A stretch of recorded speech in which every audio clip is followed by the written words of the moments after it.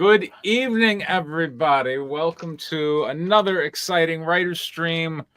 We have Danny. Danny has rejoined our group. Danny! You went to see Thunderbolts. Tell us all about it. Oh yeah, I got to see.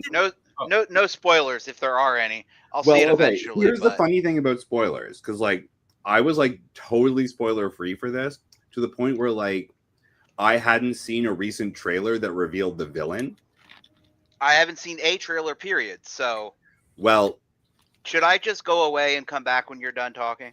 Well, because I'm going to tell you who one of the villains is, but it's kind of obvious if you're paying attention for the entire film. And one of the things I really, really liked about it is that the Sentry was one of the villains. Yeah. And the Sentry is actually my favorite Marvel character. The Sentry inspired the superhero in my graphic novel project, Sleepwalkers.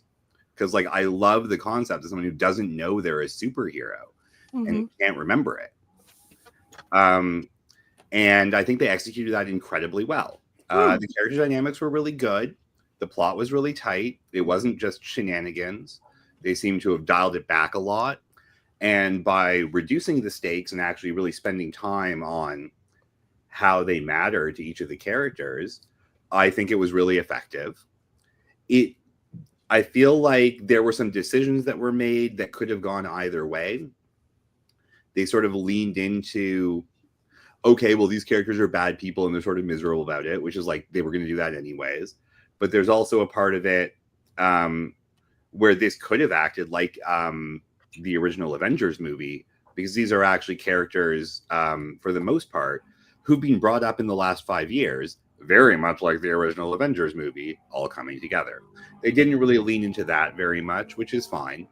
But what I love is the other side of the Sentry, the really villainous part, is pretty much the embodiment of nihilism. Yeah. And what I loved about Thunderbolts is it takes a bunch of miserable shitheads, and even they are no, listen, you can't have too much nihilism. And I think in this day and age, that's actually a really, really great. No, I think that's a really great message to present. Not in the sense of it being political. Hold on. Hold on. I'm going to say something as someone. I just watched it. Okay. A few days ago too. I really love the use of that, how it expressed depression. Yes. And how they basically visualized it and incorporated it into the plot. It's very much a movie about getting your head out of your own ass and believing that things matter. And that's a message that I'm 100% behind. There you go. I absolutely am. Yeah. And not only that, but it's talking about depression and post-traumatic traumatic stress disorder, and and all that, and the lost, and the being alone, lost, found family. I'm gonna say feeling alone and lost, as compared feeling alone and lost. But they also I loved okay, this is not a spoiler though, but seeing when they go into the void. So good. It was so good. And it was so good because you not only slightly but not completely Sam Raimi-esque cinematography for all those sequences. It was properly psychedelic. It really reflected the themes as they're presented in the book. It was just a tight little film, and it did its job. And I think to the extent that it has something to say, it said it pretty damn effectively. I agree. And even the special effects for what the villain did, were simple and damn effective. I was actually surprised because I was watching the credits going man, that's a lot of rotoscopers. So that a lot of rotoscoping they did for that was a modern pretty film. intense. Everything's a ton of rotoscoping. Yeah, they did it in 3 different countries. Wow. So they did in India, what looked like Poland, and Korea. Yeah. So, and I was just going man, how do you keep them all in order? But I actually had not seen any of the trailers, so I kind of went in blind. And then when they brought in Sentry, I'm oh, this is going to be scary.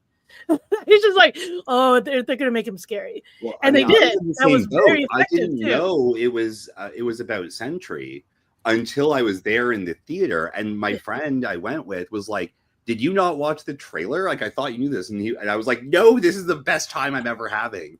So I did not expect this character that I love so much. to be the centerpiece of this film. And well, I guess the main antagonist of the film, I guess. yes, But, yes. like, so I was just so happy the whole time, and like they really, really executed.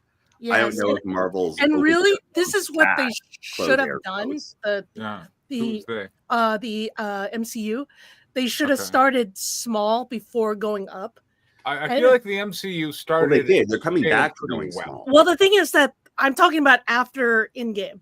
Okay. Yeah, they kept all on trying to Fair hit the Yeah, Endgame yes, thing. I agree. They needed to hit the reset button. They in just our- need to start it, go low Yeah, again, and yeah. then go up high instead of trying to hit the And I think bar this film's every an time, and they excellent just example can't. of what you can do, you know, if you just lower the scope a little bit and really lean into those characters. Exactly. Yeah. And I then also you can think- raise it up the stakes. John Lamont, go ahead. I do think that one of the things that really, really hurt the MCU also was Chadwick Boseman. Dying? Dying. Yes. Mhm. I agree. Because he, like, after Endgame, he could have been taken over. He could have taken over the Avengers.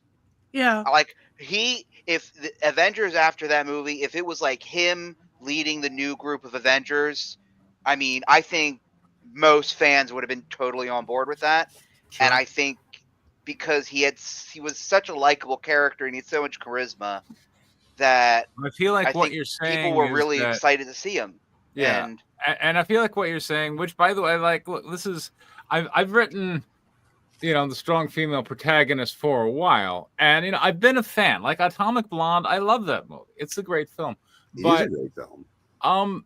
like we do have to, I think, acknowledge that when like Atomic Blonde tends to not do as well at the box office as, you know, like a strong male lead kind of Fast thing. and Furious.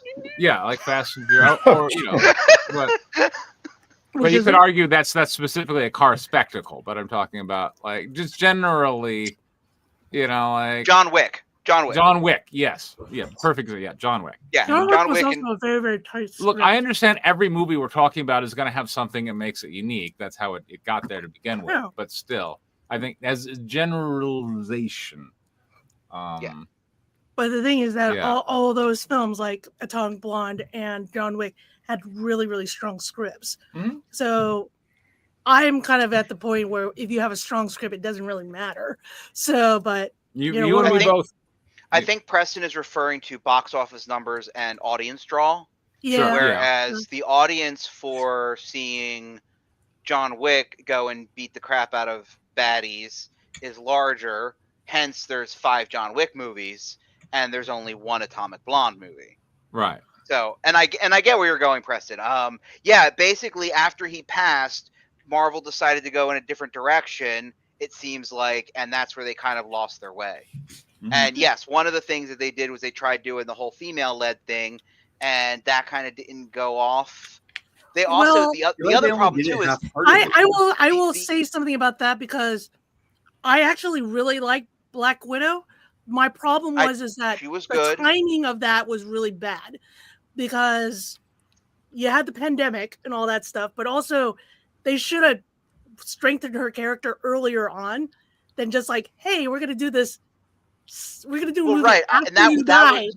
So that was the big problem, is that there weren't any characters like there wasn't another character like Black Panther, you know, like Chris Evans, Captain America, gone. Robert Downey Jr.'s Robert Downey Jr., character, he was gone. Like all the big characters that were the main draws that people went to go see an Avengers movie for were gone. And there Yes. wasn't anybody left. People weren't going to the Avengers to watch Ant-Man. They weren't going to the an Avengers movie to watch who else was on there. And they Thor. still didn't. Yeah, I mean, well, Thor, he was gone. Like they're Yeah, all yeah. gone. Yeah. Like Spider-Man is still with Sony, so there was kind of issues with that. And he wasn't really a strong enough character by himself Sadly, where I no. think Yeah. he could take the reins. And that's where I feel like they just they're didn't totally have right. anybody. No, You I know think what- you're totally right, John. Like, Yeah. especially no, if that's right. They having did. like a face for the MCU, like that would have been Chadwick Boseman for sure. Yes, exactly. Like, That's They why had Brie Larson that's could have a done fan- it, but they didn't lean in enough and didn't give her enough stories, frankly. Yeah. But they also, didn't. She also didn't really have the charisma either. I think there I was think a there's a lot of version of her that does, but like I don't think they executed it very well. yeah. That exactly. Like I Like, think they but could have it's because done they it. never leaned into those female characters, as you were saying. They finally gave Black Widow a movie after she was dead. Like, Yeah. sorry, I'm making a wanking gesture because that's what that is. It's pointless. Yeah. And I was just like, I really liked Black Widow. The problem was is that she's dead, you know? So why are we bringing her into this movie now? Now, obviously, it's a prequel, obviously, because it was taking place before, like, I think it was like before Winter Soldier. So, Hey, we got this cool script from Okay, Robert whatever. Godwin. Oh, hey. hey, yeah. Let's do the thing Well, we're it's here to been a do. Here's the while, thing. so Okay, we let's went on a read- tangent. Let's I'm read us a sorry. movie. Yeah. Exterior FF6 container, late afternoon. The clouds now completely cover the sun. A ground fog slowly creeps up from the swamp waters. The sinking containers are engulfed and appear to float on an undulating gray field. A large sheet of plywood on the side of the container moves, revealing a face in the shadows. A heavily accented voice speaks. What do you want? Who are are you? you? There was an opening this whole time. Madison confronts the mysterious person. Oh, I'm not going to do Madison. Yeah, you are. You know, okay, here I am. What are you doing in our container? We want our furniture. A man wearing a red silk smoking jacket with matching ascot pushes the plywood aside. Madison, Nolan, and Hannah, standing shoulder to shoulder, grip the tools they used on the lock. There is no need to be fearful. I mean no harm. The man gestures towards the side opening. Please go. Walk in it. You will find your furniture is in good condition. The three look at each other. Okay. I'll check it out. You stay here. Where's the flashlight? Madison leans towards Hannah. Keep an eye on this guy. Madison points the flashlight at Ulysses. You stay here until I'm done. As you wish. Nolan turns to Hannah. What is this guy, a butler? Madison steps into the container, turns on the flashlight. It flickers, then goes out. She shakes it. The light is back on. Surveying the furniture, everything is wrapped except one piece. Madison approaches slowly. Holy shit! Storming out of the container, she yells, What the hell is a coffin doing in there? Ully? You mean Ulysses? Yuli, yeah. Ulysses answers calmly. You have named your character Ulysses. Yeah. I will continue to name your character Ulysses. There was nothing else that was suitable for sleeping. The three shout in semi-unison. How did you How get did in you get here? here? Who the hell are What is you? your name? Who the hell are you? My name is Ulysses. I come from the Black Sea, a port on the Danube. It was a long voyage. There aren't any accommodations in there. No water, no bathroom, no lights. Please, you will find that I have perfect hygiene. And nothing is damaged or spoiled. What I do ask is if you can provide a suitable space for me to reside. I can pay a fair price. I can also help you set up your new accommodation. The furniture's for an office, our headquarters. This is not an apartment. The three huddle to discuss. We can use the money and the help. He can provide security at night. The building is abandoned. There's plenty of space. I agree with Hannah. We need the money. Besides, I do most of the work late at night. Would it be nice to have another body around? Har har. Madison looks over Ulysses. Har, har. He is fit, tall, and seems physically able. His posture displays confidence, a masculine confidence. All right. Madison gathers herself and steps closer to Ulysses. Mr. Ulysses, we could use your help. There are a few things you need to know about us. We are activists. Climate change and the threat to human survival is our cause, a raison d'être. Raison d'être. Raison d'être, said the Canadian. French. Yep. They just- Québécois. I don't speak Quebecois. Okay. We are making a difference. Yeah, people know what we are about. Climate change and all that. Ulysses studies their animated gestures and excited chatter. He nods in agreement. Blood is life. My father taught. The group looks at Ulysses, stops talking. Hannah breaks the silence. Who's Uh, right here. Where is it? Oh, they're right there. They're right there. But we don't get violent. No bombs or kidnapping. Is that no? No. No bombs, Yeah. nor kidnappings. We take advantage of big events. Yeah, sporting events, concerts. Whenever there are lots of people and cameras, we don't just spin a sign on the street corner. And, well, we're making people aware that only they can save themselves from themselves.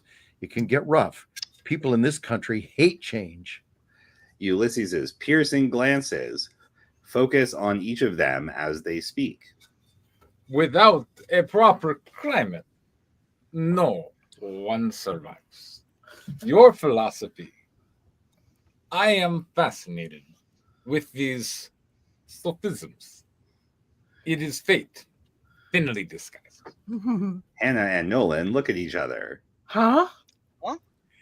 One thing, you need to know this before you work with us. We are secret. Underground is where we thrive. We stay off the grid as much as possible.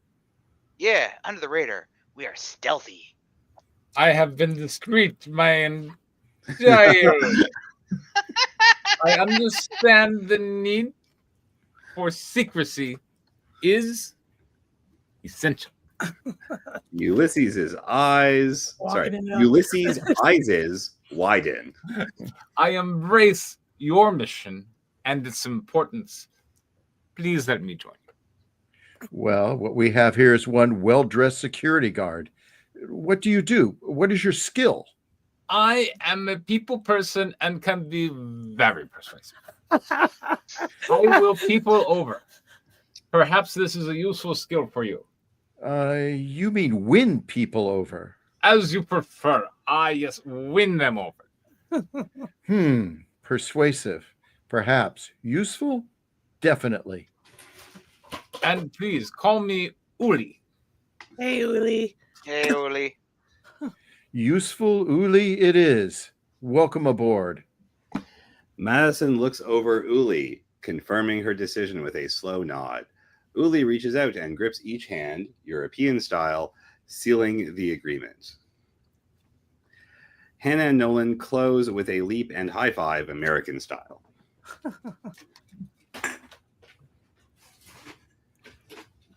Okay. Interior, Scribe's quarters, night. A small oil lamp lights the room. The scribe inks his feather quill and begins to write in Aramaic. After the first few words, the writing turns to English. I'll do the scribe. Ulysses is intrigued by the irony of saving the humans he must harvest to survive. The same humans who condemned his mother and laid the curse upon his head. The blood legacy must survive. It is his responsibility and his alone. Interior, headquarters in old building, pre-dawn morning. So night. Yeah. On the wall is a piece of cardboard spray painted with CAN, Climate Action Network. The team is in an abandoned office building, gathered around a makeshift table, an old door on top of shipping crates. They pore over the hand-drawn schematic of the Coal Forever building. Madison stands over the plans to crash the CF board meeting. She gestures to Nolan to start the orientation. Our initial entry is through the loading dock, avoiding the front desk. Then Madison, Hannah, and I will put on service worker overalls, enter through the storage rooms, and up the service elevator. There are no cameras in this area. If we are back in to the far end of the dock, the gate guard can't see there. Uli looks on, intermittently points to some of the symbols. Nolan explains. This is a stairway. Those are the ducts for the air conditioning.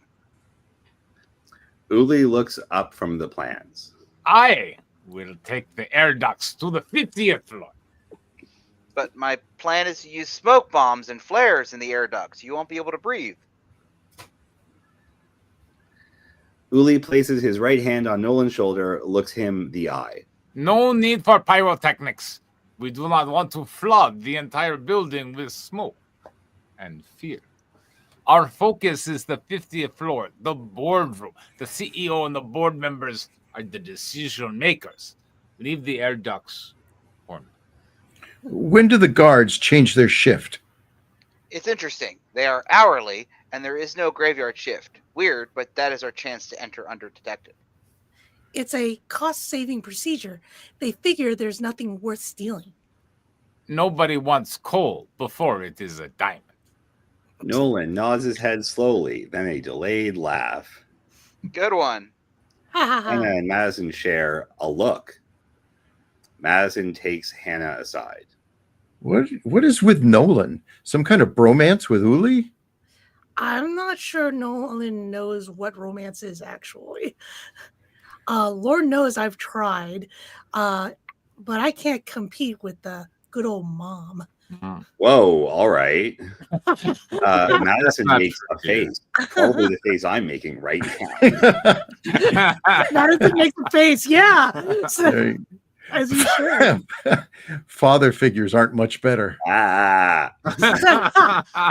Some interest there? Dude. What the Madison dismisses the query with an as if look. Hannah reacts with, yeah, sure expression. Both giggle a bit and return to the plan review. Sorry to break up the guy talk, but we have a disruption to deliver. Our good friends at Coal Forever need our guidance. I'll schedule an Uber ride. I have a coupon. Madison gently places her left hand on his shoulder. No one goes to a disruption in an Uber. I borrowed a van early this morning. A hybrid, less gas. She means procured via hotwire. The things you learn in prison. Facility. Women's detention facility. But. Hurry up. Your plan better work or we'll end up in a facility. Hannah finishes with the requisite air quotes. Oh, yeah. Oh, I did do that, actually. There you go. We got Proverbs. Proverbs 29:2. But when the wicked beareth rule, I'm not sure if that's how you spell that, the people mourn. Exterior present day, downtown Manhattan, early next morning. The Coal Forever CEO, Renfield, really? Come on! Hess. Is his nickname the Steppenwolf? Sorry, Robert got that. Arrives at the 50-story office complex precisely at 8:45 a.m., as he does for every monthly board meeting. Okay, that's a montage. He takes a moment, stares down the street vendor Nikki, set up next to the elegant entrance. I'll do Hess. I've told you before, find a corner on some other street or I'll have your vendor enforcement seize your cart. He grabs the vendor by the collar. So now it's sexual harassment. Yeah. The stench of the meat you cook, it pollutes the air. I can smell it on the 50th floor. Hess releases his grip on the vendor, takes the vendor license, tosses it to the curb. The immigrant vendor cowers in fear. No, look, I'm reading it in the order that it's presented to me, buddy. Nope, you're right. Nope. He runs to retrieve it, cuts his fingers, picking up the pieces. Wait, Nikki's a male. The what? Nikki's a male. Okay. No, Hess is a male. Yes. Wait, yeah. Nikki's a male. Okay. Good job using girl spelling. When a 50-year-old starts ogling a 25-year-old named Nikki, I assume it's a female. No, I thought it was too. Everyone I know whose name is Nikki spelled like that is female. Hess spits on the grill where it boils away into steam, pushes through the glass doors. At the security gate, he confronts the doorman. If you see him here again, get rid of him. If I see him again, I'm getting rid of you.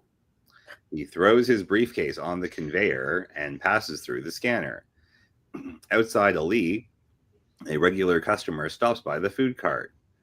Nikki. Right here. Nia Nikki. Sorry, without looking up, Nikki, subdued, greets Ali. Or Ali. Assalam.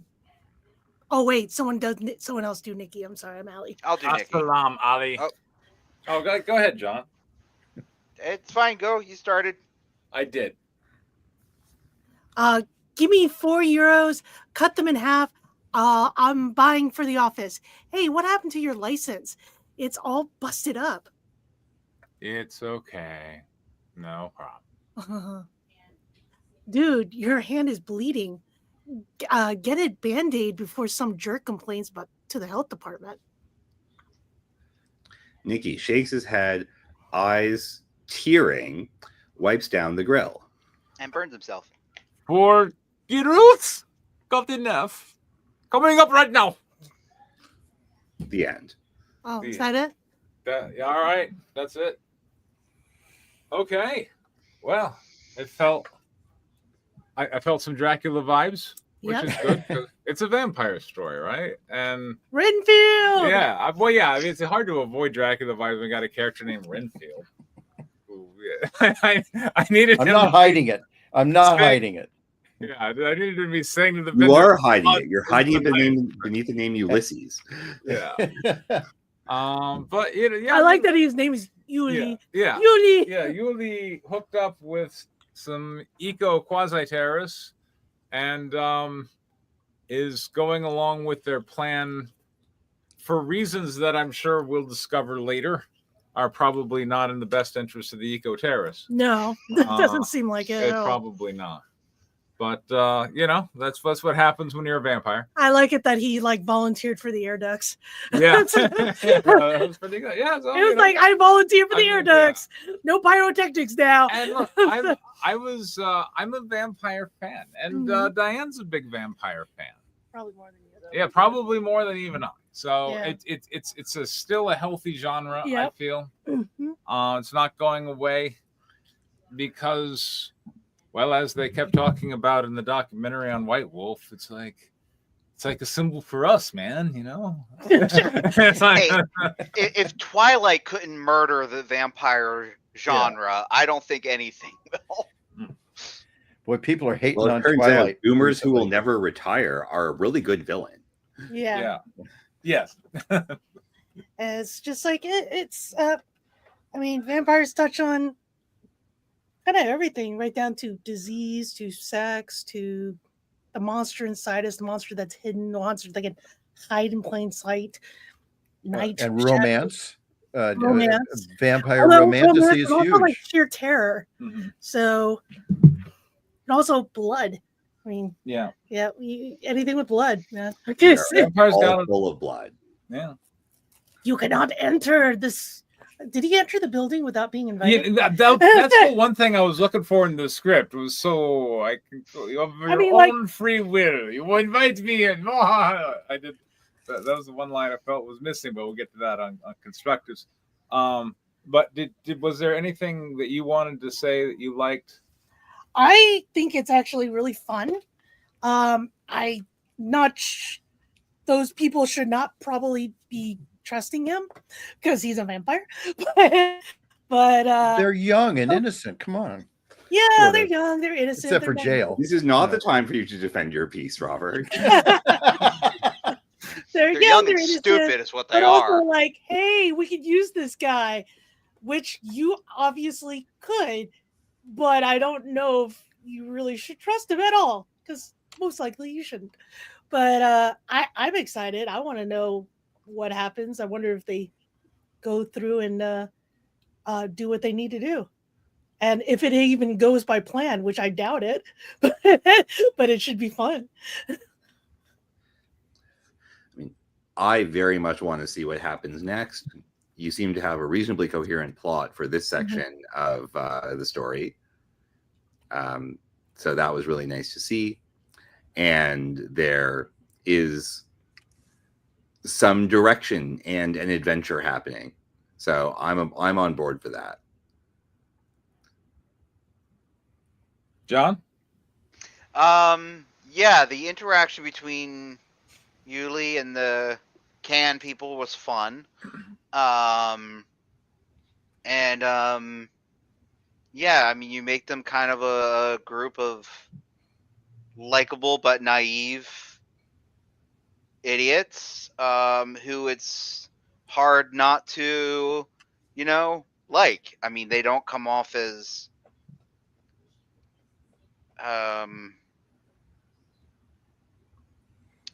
what would be the term? Like, they don't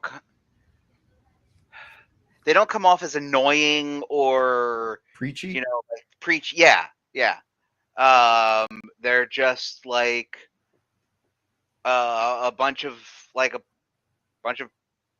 college bros just hanging out, talking about stuff, and going out to go do stuff and change the world, and young and dumb, and but it's also kind of endearing at the same time. All right. It is time for the constructives. John, what do you think? I think all your characters are a little too one note. That's from your young and dumbs to your mean CEO who's we have to hate, because if we don't hate him, then whatever bad things are going to befall him by our heroes are going to look bad. Otherwise, if he's really, really bad, then what they do to him will be good. And it's just way too cliched and on the nose for all of that. And I just feel like your character should be a little bit more gray. And assuming this takes place in 2025 or some current time frame, that level of assault that he put on that person, I don't care how white or how white he thinks he is, or who he's in bed with at the mayor's office. That would never fly in any realistic timestamp in the last 10 years. And I think that's just a little bit over the top and overly cliched at this point. And I would suggest that you do other Make it things. a donkey. I would suggest you try to find a more creative way of, making him a piece of shit. Than harassing somebody in public, assaulting them in public, literally contaminating his work surface and his food prep areas in public. Yeah. I mean, is there nobody else on this street? It's like it's the middle of the city, right? There's nobody on this street with a cell phone camera. There's never any passersby in New York City. Right. Like I just don't buy it. So yeah, I think your hero characters are a little too dumb. And I think he's just a little too evil. And I think you need to kind of just rework how those characters work a little bit. Oh, and you borrowed, and I don't know if you did this on purpose or not, because I mean the movie is like 50 years old. No, it's not quite that 50. It's probably about 30 years old. But basically, you stole the line from The Running Man. So I see what you did there. It was one of my favorite movies growing up. But that was also kind of the same thing that that they did in that movie when he walked in and the guy tripped him with the mop, and he was, but see, in that case, he was real close and nice to him to his face, because again, he's supposed to be this charming person in public. And then as soon as he was out of earsight, you know, he basically said, fire that guy. So that's a little bit more of a subtle way of doing it. You're already halfway there anyway. I mean, but of course, the guy with the mop in Running Man was his employee, so he can't fire a street vendor on the corner. But you know, I mean, unless he knows somebody in City Hall, he could. You know, see, that's the other thing. Like, if he knows somebody in City Hall and he really hates this person, you know, he should be calling them on the phone and saying, "Hey, councilman, I told you to get rid of this asshole. I don't want to see him on my street corner. If I see him on my street corner, I'm going to do everything in my power to primary you in the next election." That's kind of the way I would see. You can still kind of get the same thing across, but I think it would work better than him acting like a idiot in public in full view of everybody. So, okay, that's all. I'll let other people go now. Danny? Okay, so I missed the beginning of John's bit, but I agree with him that this feels incredibly first drafty. The dialogue's too on the nose. The action descriptions are too vague. For some reason, there's a scribe in the middle of this doing something, because I have no idea, like, I forgot about the scribe. What time period this is supposed to be in, and you continue to make that ambiguous, adding another layer to the frame narrative. I mean, I love it. It's confusing as all hell, though, and seems unnecessary for what seems to be an eco-terrorist remake of Goonies. What genre is this supposed to be again? Oh, that's a really good question. I have the faintest fucking idea. Because I highly recommend you figure that out. Because I'm pretty sure this is the same movie that has someone assassinating Christ. Yes. Yeah. And now it's a screwball 80s comedy with basically high schoolers who are dumber than bricks.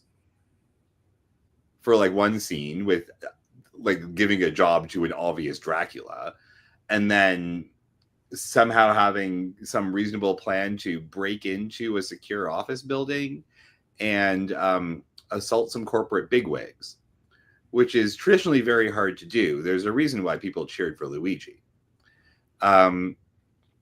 So yeah, I think whether you take the mimetic approach that John suggested, or make it a straight up Dracula movie, or make it a straight up Ulysses movie, or whatever this actually is, figure out your genre. Because it gets increasingly confusing. Like, wasn't there a really good prison drama and like farming bit? Like, really, like, yep, that was all in this one too.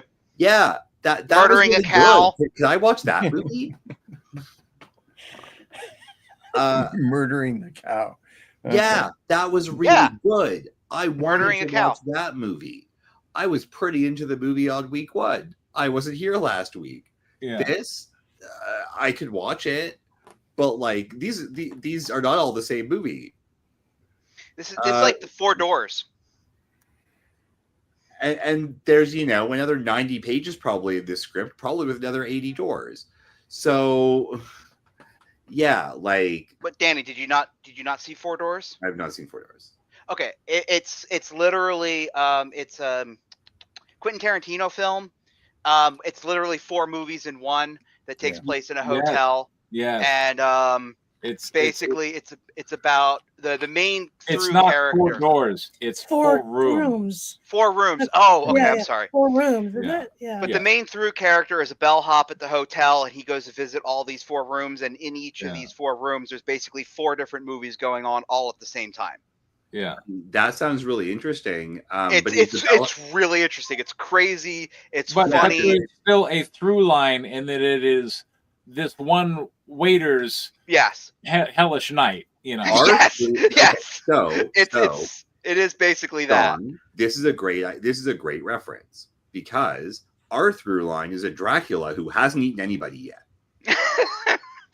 Yeah, that's kind of a problem. Yeah.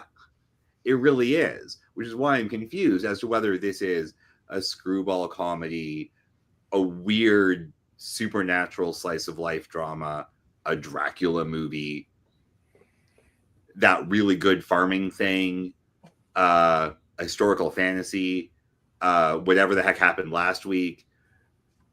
Like it should pick one of those things and keep being that. Or at least like have a much stronger framing narrative, because if this whole thing with the CEO and coal and saving the environment isn't the entire rest of the movie, like it's going to be even more disappointing.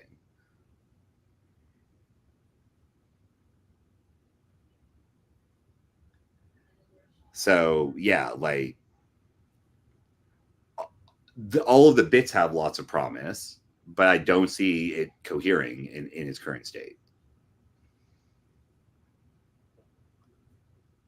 Dan, you got anything? They basically said everything that I Okay. needed to say. Sorry. All right. No, you got it down. You probably said it more eloquently than I could. So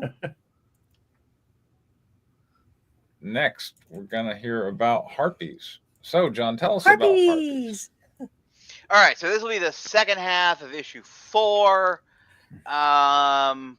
There's let's see. Okay, so where do we leave off? Right. So the India scene happened.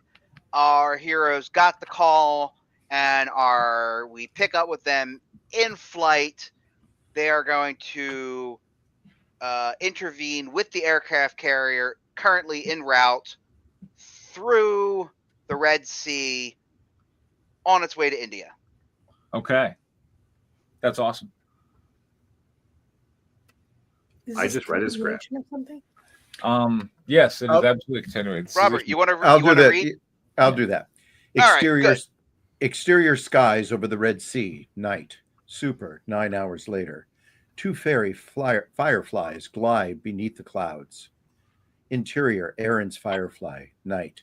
Wearing a headset and flight gear, Aaron scans the horizon. Anyone got a visual? Interior. Wayne's firefly. Night. Also wearing a headset. Wayne glances around.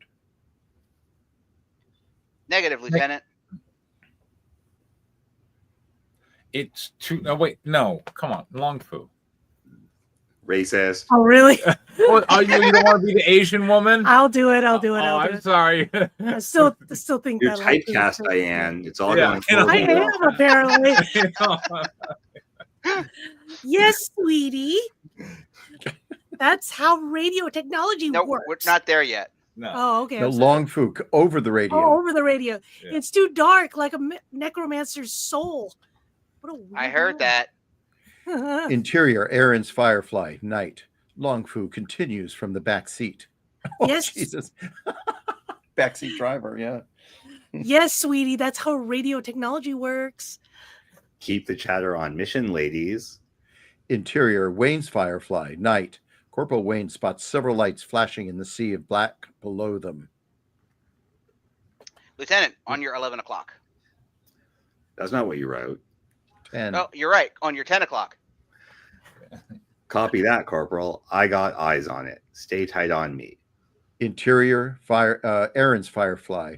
Night. Aaron flips a dial on her radio. This is Lieutenant Rice, British Armed Services calling the Duke. Anyone copy? Read you loud and clear, Lieutenant. We got you in our sights. Runway is clear and ready for you. Copy that. Coming in. Exterior. MS Duke of Cambridge. HMS Duke? HMS Duke. His Majesty's something. Duke of Cambridge. Carrier deck. Dawn. The 4 climb out of the fairy fireflies as the sun breaks over the horizon. Corporal, thank you for your assistance. You may report to the XO for further instructions. Corporal Wayne salutes. Yes, ma'am. Corporal Wayne exits. I'm going to the bridge to get an update from Colonel Smith. Wait. Jezidro scans the deck.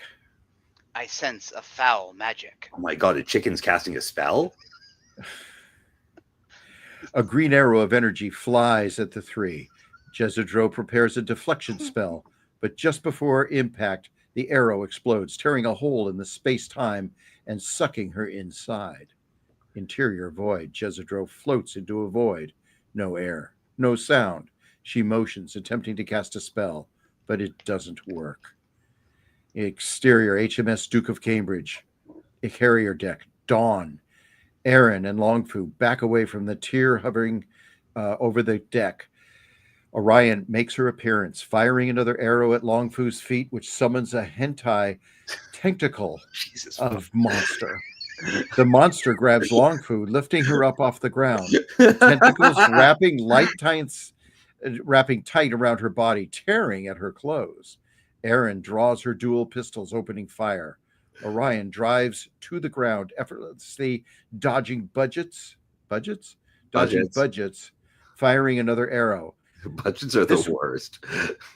This one strikes Aaron, knocking her onto the deck. She suddenly begins moaning and writhing on the ground, suffering from repeated orgasms. Oh. You have a line now, dear. Put me down so I can kick your ass. Orion waves her hand, commanding the tentacle monster to shove one of its tentacles down Longfu's throat. Wow. That's what it sounds like, right? Yeah. That's That's pretty good. In my experience, yes. Okay. So you can be made to shut up. God. Yes, Wow. Orion waves her hand, stretching out Longfu Wow. to quarter her. yes. I mean, John did the right thing by hiding himself. He's enjoying Okay, I'll it read so it again. much. Yeah. Orion waves her hand, stretching out Longfu to quarter her. I hear you're difficult to kill. Well, let's see if your insides are as soft as your intellect.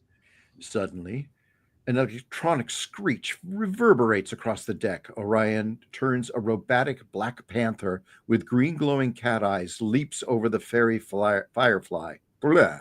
It flips, changing form into a feminine humanoid form, drop kicking Orion.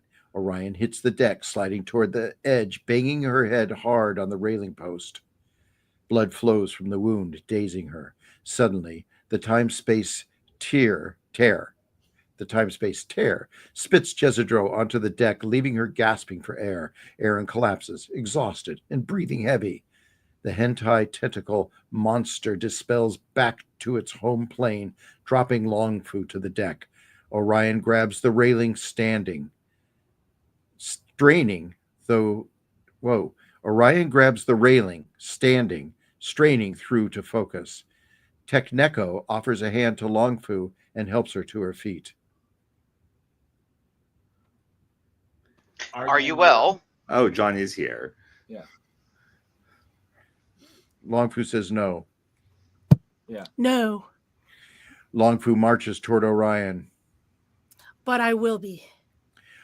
Orion raises her left hand. Her bow flies to her. Then, leaning over the railing, Orion flips over the ledge. As she falls, Orion fires an arrow that opens a portal. Exterior, SMS Ernst von Hopner. Deck, Dawn. A portal opens above the deck and Orion falls out, hitting the ground. The Hofsteward ignores her brewing a morning coffee. Dumb Americanish Frau. Exterior, HMS Duke of Cambridge, carrier deck, day. Longfu, Aaron, and Jezidro circle Tekneko curiously. So, what's your story? Interior, British military hospital, Raj's room, day. Aaron stands behind Raj's bed as he sits up, bandages around his chest and stomach. The other three, Longfu, Jezidro, and Tekneko, in panther form, curled up as a ball on the floor, wait by the door. For over 1,000 years, the Shadharka, the avatar of India, protected what was believed an entryway to the realm of the gods. They built the entire temple around the entrance, sanctifying the Garbhagriha to keep out the unworthy. As Raj continues, he gets more angry, which causes pain in his chest. And now the Shadharka is dead, and that Nazi bastard has desecrated the Garbhagriha and the Mandapa, the entire temple. It's okay, Raj. We'll take care of it. Long Fu glances out into the hallway as the nurses busily hurry past. Necromancer, sweetie. Aaron's report said that you could heal with your magical powers, right? I can manipulate life force energy, the essence that lives in all animals. Transferring it to the injured can have a healing effect. Right. So you can heal people. I need to borrow Yeah. this one. Long Fu grabs Jezidro by the arm, pulling her toward the door. Let's go. Where are you taking me? Your penance. They exit the room. Aaron looks back at Raj. I swear, sometimes I don't understand that girl. She's got a good heart, and until the gods appoint another Shataka, she is all we have. Interior, British Military Hospital, operating theater, day. The operating theater bustles with doctors, nurses, and screaming patients. On one bed, doctors fight against time to remove bullets and stop bleeding. On another, a doctor prepares to amputate a limb and stop gangrene. Suddenly, Long Fu bursts into the room, still dragging Jezidro by the arm. Stop the presses! I mean, whatever you're doing. What are we doing here? Long Fu pulls Jezidro in, giving her a no-nonsense stare right into her eyes. She is not fucking around. You're going to act against alignment, and do what a fucking empathic person with magical healing powers in a hospital would do. If I spend too much life force, it could kill me. Do I look like I care? Get started. Jezidro takes out a straight razor, walking to the soldier suffering from gangrene. She glances to the doctor holding the saw, ready to cut. That won't be necessary. Jezidro cuts her arm, and with her blood draws a sigil on the soldier's forehead. Sigil on the soldier's forehead. Prosea. The blood turns into a ghostly white, and then is absorbed into his skin. Immediately, the infection reverses as the flesh heals itself. Long Fu drags Jezidro to the soldier, riddled with bullets. Don't worry, you're going to be fine. Jezidro places 2 fingers on his forehead. I'll keep his vitals stable. Continue. The doctor resumes the bullet extraction. Later, Aaron enters the panther form Techneco, finding Jezidro sitting exhausted on a chair. Long Fu helps one of the patients to his feet. A doctor approaches Aaron. Lieutenant, thank you for sending these 2. They're a godsend. It was all the Avatar's idea. Long Fu walks up to them. Oh, okay. I think we've done all we can. And this one, I think her black soul might have lightened to a dark gray. We'll see if it lasts. Jezidro gives Long Fu the finger. Let's go, ladies. We have a job to do. Interior, Mumda Devi Temple, Garbhagriha Day. Aaron, Long Fu, Jezidro, and Techneco stand in the Grabhahiha. Hoo-ha. The priests. don't grab a hoo-ha or that's sexual harassment. Unless you're the president. Not the hoo-ha. The priest blood stains the floor. Wait, that's not supposed to be a funny line. It is, though. The priest's blood stains the floor. Oh, That is a hoo-ha joke. I know. I sense a great evil happened here. You sure that's not you? Ladies. Jezidro smirks. Long Fu sticks out her tongue. Aaron approaches a freight elevator at the back of the room. That's an odd place for an elevator. It is. Preston, do you want to do Techneco? Well, this is why we couldn't find it. You know what's down there? I do, but it's not something I can explain. Techneco pushes open the metal gate. It has power. Oops, sorry, that was Preston's line. Sorry, Preston. Then let's go, Aaron says. The 4 enter. In the interior freight elevator day, Techneco closes the gate and presses the down button. Long Fu notices similar buttons on the other side of the door that are upside down. What's with the upside down buttons? You'll see. As the elevator descends, where'd you go? As the elevator descends, it grows dark. Jezidro holds out her palm. Chizda.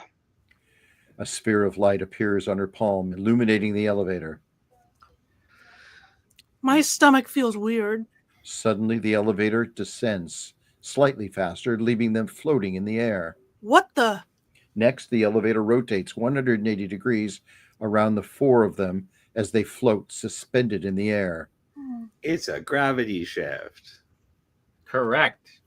Once the elevator completes its rotation, it begins ascending, picking them up on the way. The buttons Longfu noticed were upside down are now positioned correctly, with the initial set of buttons now upside down. This makes no sense. You're all about to find out that everything you think you know is wrong. As the elevator ascends, what appears to be sunlight peers in from the elevator. From above, illuminating the elevator. Jezidro closes her palm, dispelling the light spell. The elevator stops. Ding! Tekneko opens the gate, leading four outside. 2. Exterior. Mumbadevi lift platform. Day? Question The mark? four, the four find themselves standing on the platform and staring in awe. The platform appears to have built in the middle of the lush jungle. To have been built, I think. A tram track extends from one end of their sight line to the other, but the sight line in all directions at nearly the end of their vision bows upward as if the ground continues on a massive curve up into the sky and directly above. They are inside a massive sphere. Gravity appears to hold everything to ground, whether that ground is above their head or below their feet. There.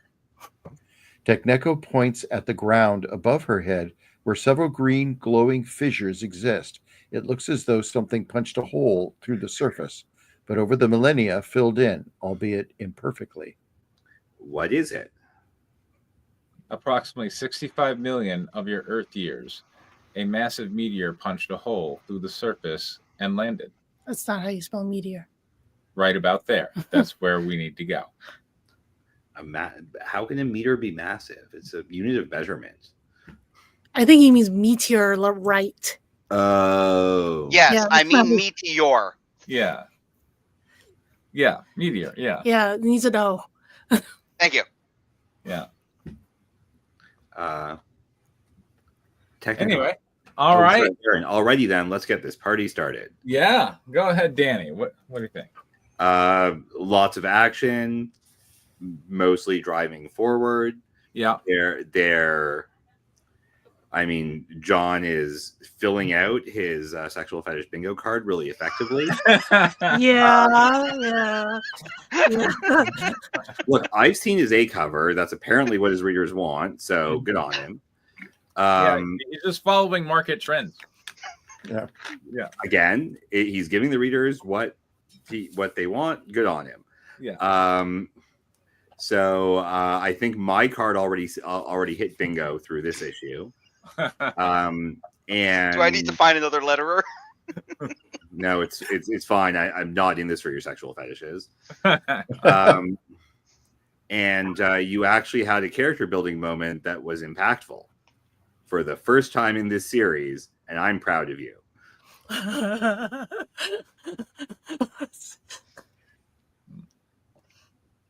No, seriously, I am.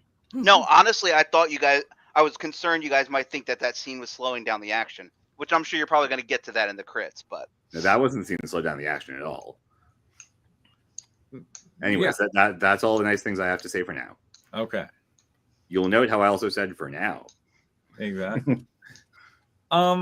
Yeah, it's certainly a John Lamont script, but I feel like you've come a long way. As I say, like you keep showing up, and you improve at the craft. So now we're checking off the sexual fetish bingo card pretty effectively throughout these pages. So good on you for that. And in between that, there are some action scenes with a robot cat. And Ray. Robot. Who cat. doesn't? Yeah, everybody loves robot cats. Yeah. And like a ninja chick. Yeah. What, We just Diane? named this like RoboCat and Ninja Chick. Well, yeah, isn't it Longpoo's like a ninja chick, right? Yeah, no, She is. totally. John, you fucked up. Yeah, I mean, this issue is RoboCat and Ninja Chick, as far as I'm concerned. God, you'd make so much money.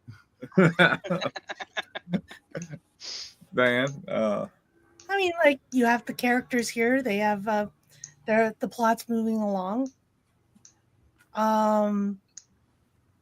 Yes, it definitely screams John Lamont.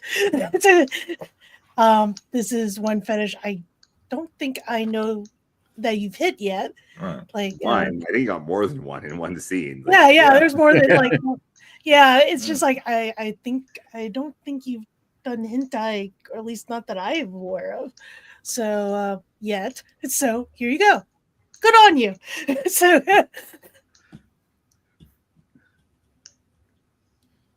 Robert. I like the action. I think that it keeps moving. Nobody sits around in one place too terribly long. And there's pacing, which I think was what Danny was talking about.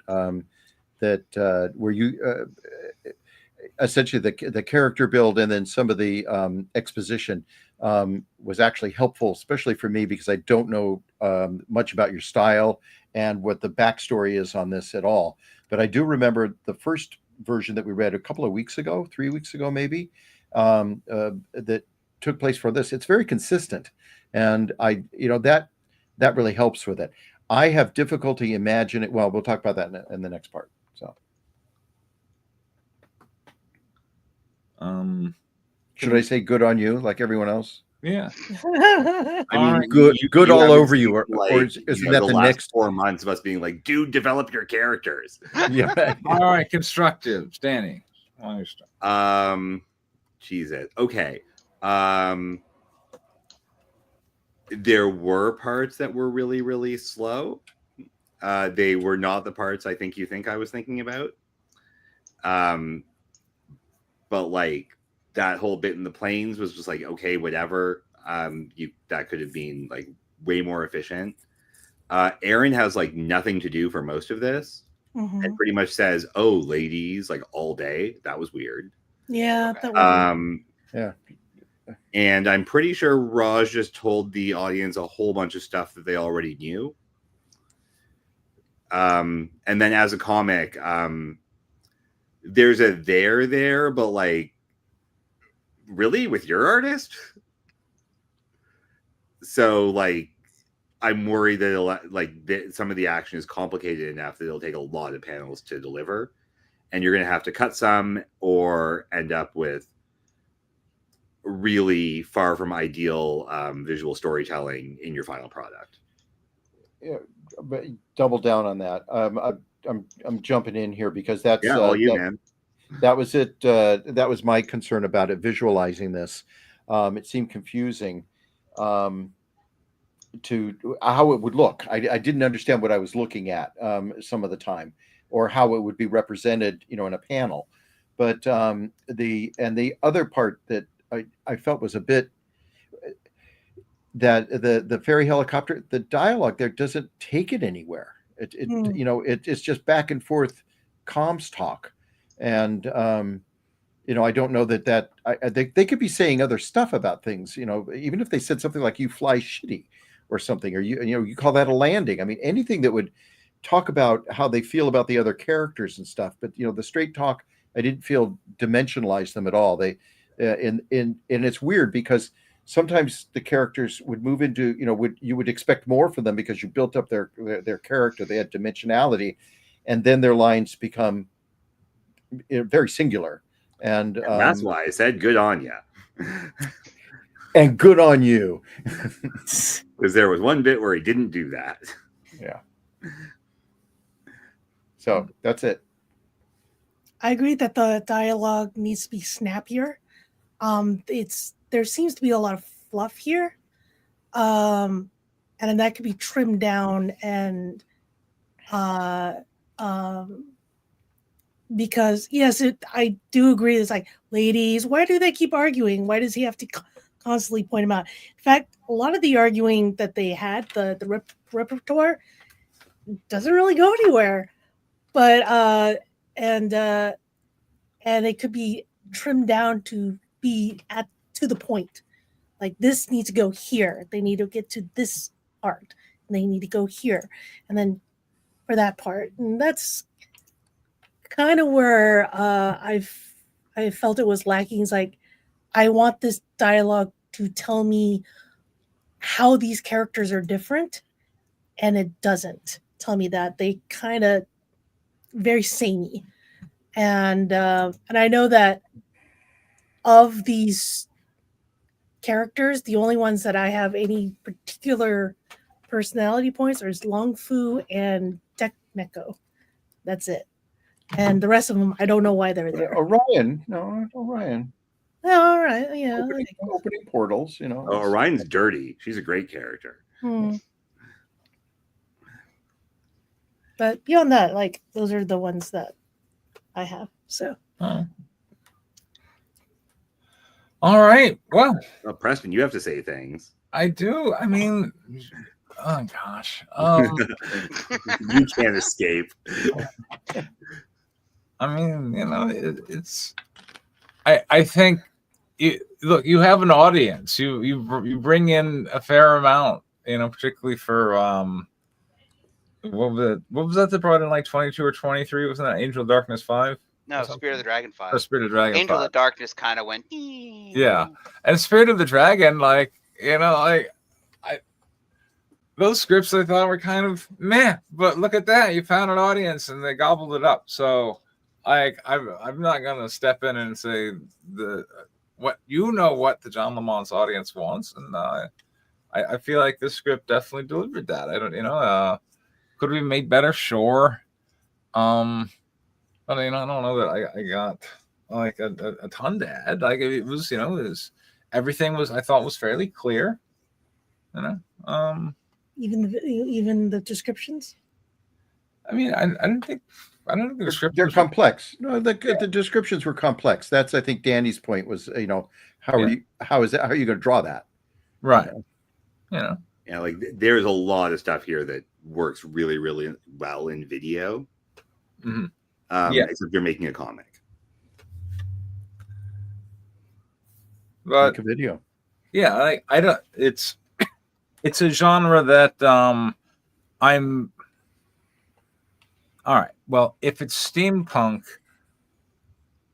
I want to see more tech. Yeah, I want to see. Yes, I want to see more like. Okay, steampunk buildings. Yeah, like when she fixes the guy's leg, you want to see like a piece of iron pipe from a boiler being installed or something, rather than just a blood fix. Is that what you mean? Yeah.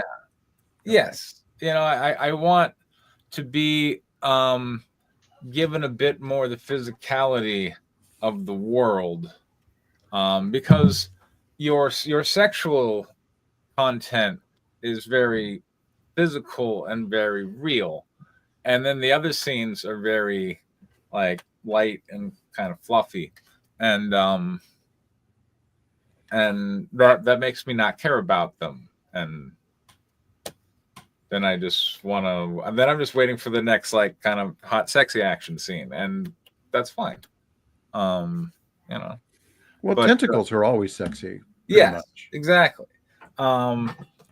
So I love how you said it was fine. Your tone of voice suggested that you don't. So we're comfortable with it. I have a question. The hospital scene works. Yes. Yes. Okay. Yes, it's the best. I like that scene a lot. Yeah. Okay. It gave them purpose. That's why you saw purpose. Characters talked about things that mattered to them. And that's right. All the stuff about the character, and they acted out, and they acted on those. Good. That was the one scene that I felt like I liked the scene. I always liked the scene when I wrote it, but I just didn't know if it fit in the story. But I will. That scene will be a keeper. Only scene you have given us so far that tells a story about these people. Yeah. The fairy fire. Oh, fuck the Yeah, that scene helicopter. I'll probably cut. Yeah, I I'm wasn't- going to tell you. Compare those two. No, but compare them when you're doing it. Compare the hospital scene with the guys, going to the, I forget the name of the ship, but landing on the deck, and the dialogue that's in there. We learn nothing about those characters. We learn a lot from like 3 lines. I'd have to go back and look at the script. There's like 3 lines that build a character, shows concern, has a solution, drives action. Cool. All Good right. on you. Yeah. I know where to cut. I know where to condense, because 20 screenplay pages is not going to fit in a 24 to 28 page comic. We're talking, so a lot's going to have to get cut. But that's what I'll be working on next, is cutting, trimming, and that's part of my comic conversion process. That's when I start to visualize things in panels, and that's when I decide where things get cut. So yeah, most likely I'm gonna, and that was the same thing I think Danny said when I was doing the whole time jump from India to Alexandria to the other thing, and Danny was like, yeah, you should just do it in one panel on one page, and that's probably what it's going to end up being. So, because yeah, it's a comic book, all I got to do is say, we're here now. I mean, you can do it in a film too. Yeah, I mean, nobody cares. I mean, if nothing happens in the scene, it doesn't need to exist.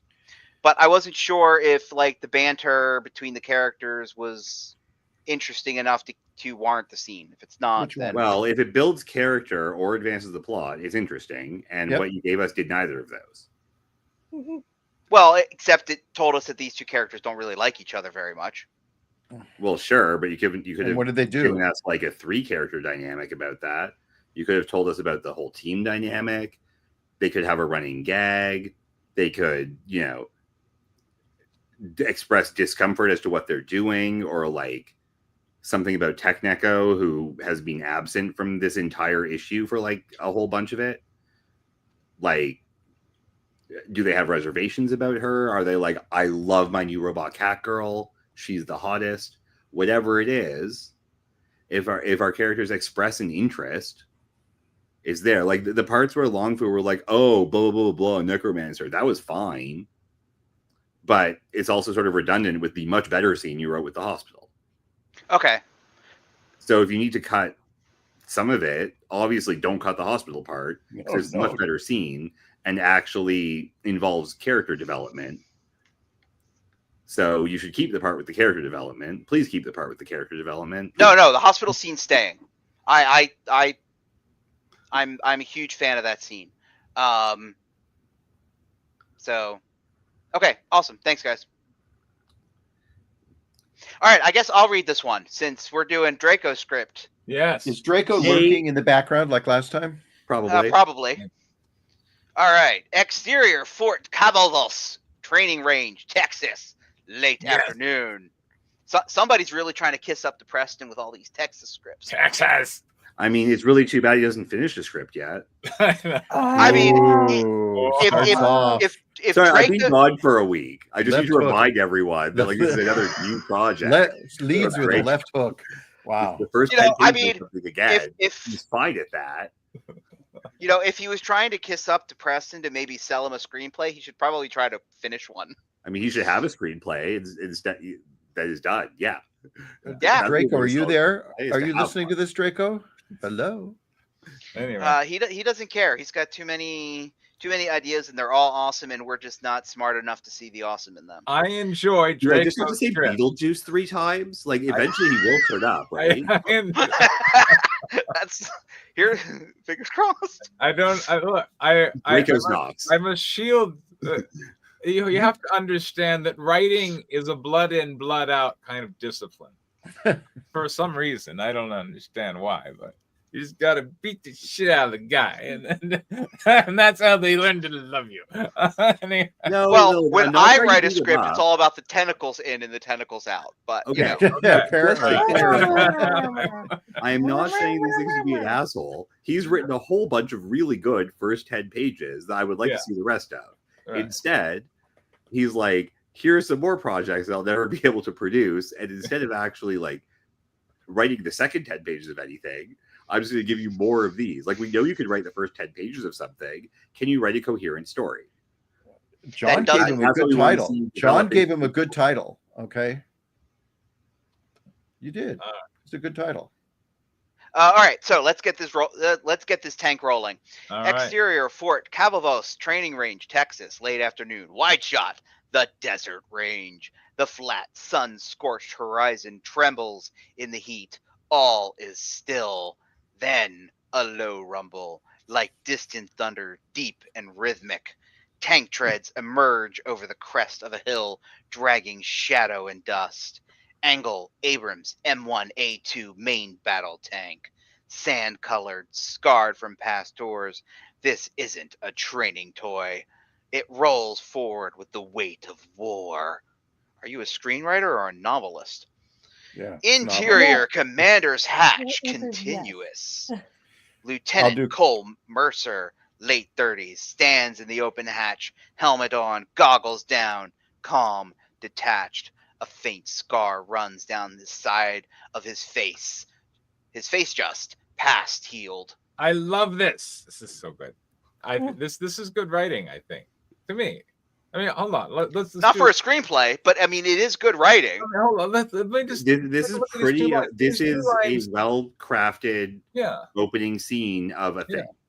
And I just want to point out, like, just visually, we have like 2 sentences that are basically like 1 line each with some short, choppy stuff like that. Just visually, not even talking about the content, but just how the words look. This looks fairly professional. You know, he's gotten rid of the cut twos and stuff. So I want to say, Draco, you're very improved, and thank you. I love how I Preston is see. saying that before looking at that first dialogue tag, All right. Yeah. or indeed the second dialogue tag, or if you haven't seen that, may I point your attention to the third dialogue tag? He's getting there. Baby steps. All right. Step by step. So Who's Cole? I'll do Well, Cole. I'll be Cole's point of view. All right. Someone else can be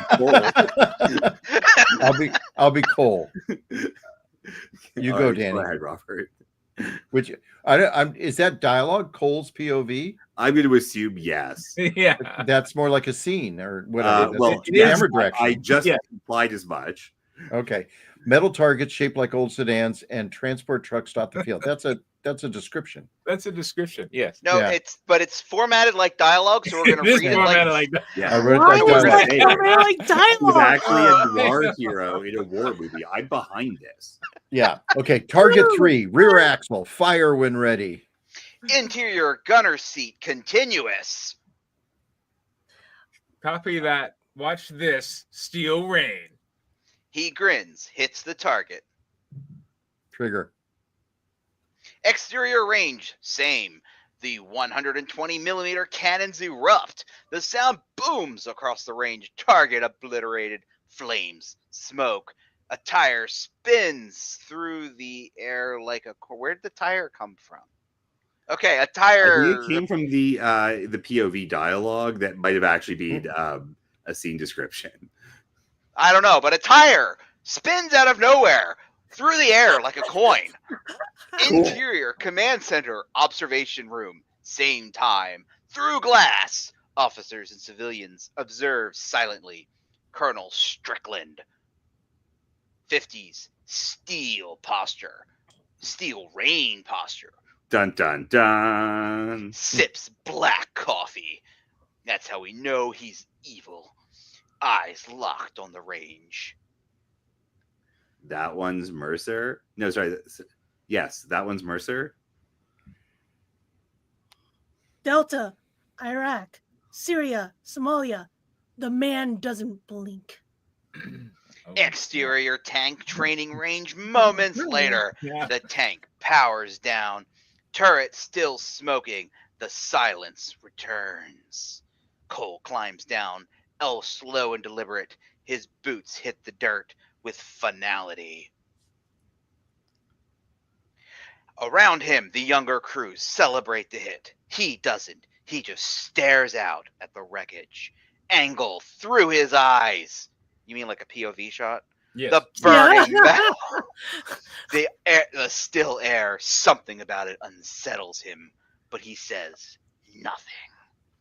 Interior locker room, Court Cavas, my favorite place to be. Evening. Now's Cole. a Don Lemon story. Cole opens his locker. A single photo taped inside.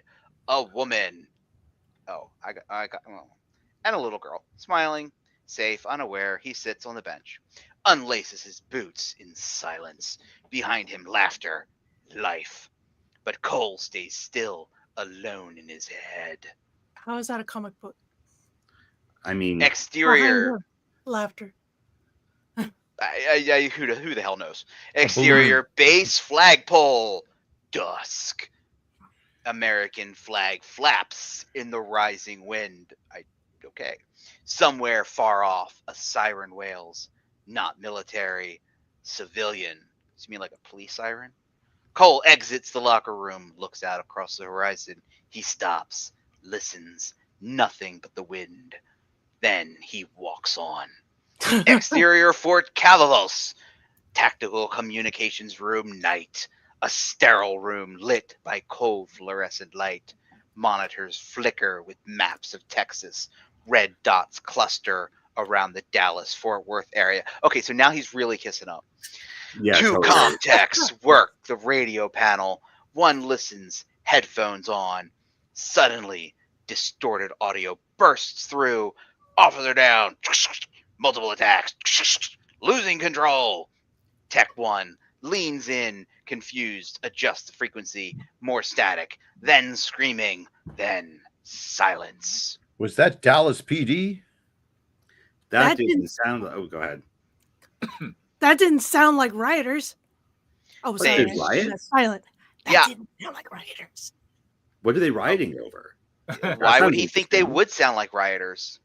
They mean- exchange a look of unspoken dread, then begin recording the feed. Exterior Fort Cavalos. Yeah. Barracks corridor night.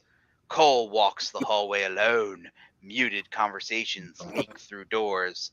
Laughter, card games, soldiers blowing off steam before deployment, and each other. He stops outside one door. Muffled music plays from inside. This must be the place by Talking Heads. He Really? doesn't have the trademark for the title, so why would he care about having the copyright for a song? Innocent, unaware, he doesn't knock, just listens, then moves on. Interior wardroom, same time, a map of Texas, zoomed on Dallas. Colonel Strickland enters briskly, reading a report. A civilian intelligence analyst, 30s, waits, visibly shaken. High aggression, civilian on civilian attacks, no clear political motive. These aren't protests. There's a video out of Pleasant Grove. It's not Oh, so is this like a pleasant, is it? zombie movie? He hesitates. I I wouldn't wouldn't- call it civil unrest. I'd call it a collapse. Oh, shit. Strickland looks up. Does command know? They know they're sending tanks anyway. Strickland nods, grim. Interior Cole's room later that night. Oh yeah. The base has quieted. Cole sits at his desk. The photo of his daughter and wife is propped up next to an old field journal. A pen clicks idly in his hand. Insert journal page. A sketched map of downtown Dallas, crude and hand-labeled. Zone 4, gas lines under stadium, used if pinned. Close on Cole's face, expression flat, but his eyes say it all. He knows this won't be riot control. He closes the journal. Exterior Ford Cavalos. Night wind blows. The Well, motor that's a lot pool of time. sleeps through beneath. It is to Draco. Fine. What is? The night wind blows. Ugh. Not a time of day. The motor pool sleeps beneath the stars. One of the tank's sights exposed under floodlights, steel rain, barely visible on the hull. Then distant thunder, but there are no clouds, just the sound of something coming. Interior Fort Cavalos, briefing room, early morning. Fluorescent lights flicker to life. A projector hums. The room is cold, concrete, utilitarian built, for clarity, not comfort. Wide, officers in Nikos take their seat. Among them, Cole, still in undershirt and fatigue pants, quiet, watching. At the front stands Colonel Strickland, as opposed to the previous Colonel Strickland that we've been introduced to. Face hard, voice harder. As of 0400, civil unrest in Dallas has escalated beyond local containment. Governor's office has authorized federal support under Emergency Clause 88. He clicks the remote. On screen, aerial map of Dallas. Multiple red marked hot zones. Some blink erratically. Your units will establish a perimeter lockdown along sectors 3 through 9 downtown in the inner loop freeway routes. A few whispers in the room.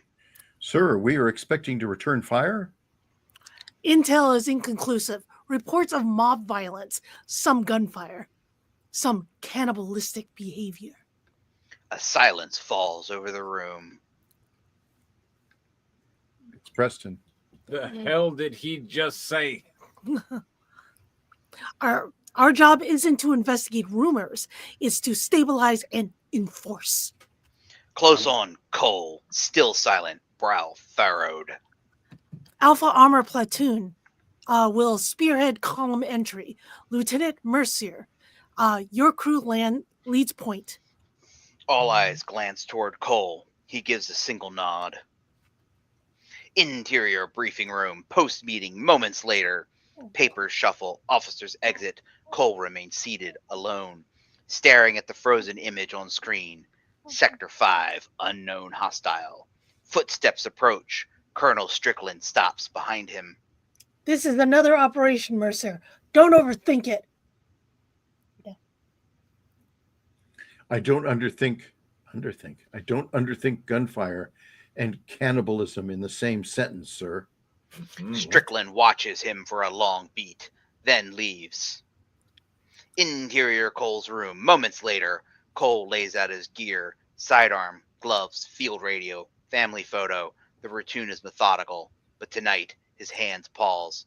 He opens a drawer, pulls out an envelope. On the envelope, 2 EV just in case. He stares at it, then puts it back. Exterior Fort Cavalos, motor pool, sunrise. The sun breaks over the steel horizon, the steel rain horizon. Mechanics prep tanks. Soldiers load crates. The war machine is waking. Cole steps into the Chaos helmet tucked under his one arm. I don't know how he steps into the Chaos helmet. But it's a Chaos helmet. It's chaos. His face is calm, but his eyes, no, this isn't just another mission. Exterior, Fort Cavalos, motor pool, sunrise. Wide, the base is alive, engines hum, forklifts screech, crates of ammo clank against concrete. Soldiers move with purpose.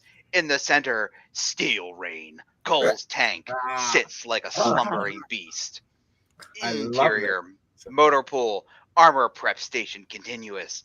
Dawson, 30s, ex-infantry, deliberate, checks turret hydraulics. Ramirez cleans the 50 cal with almost religious care. You ever think about how many pounds of steel it takes to feel invincible? How many pounds of steel rain? You usually around 68 tons. Exactly. We're a rolling fortress, man. Even if Dallas is on fire, they're not touching us in this beast. Yaz, 30s, quiet, intel background, walks past with a crate. That's what the crew of the Kursk thought, too. Ramirez blinks. The grin fades. Interior armory. Moments later, Cole signs out gear. He loads smoke canisters, extra mags, a black case labeled restricted Foxtrot.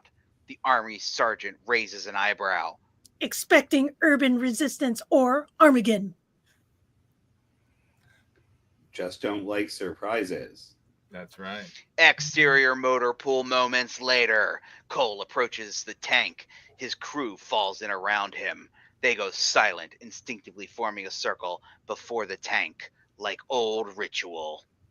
Load up, verify systems, keep eyes sharp. Nobody freelances. Sir, that includes me?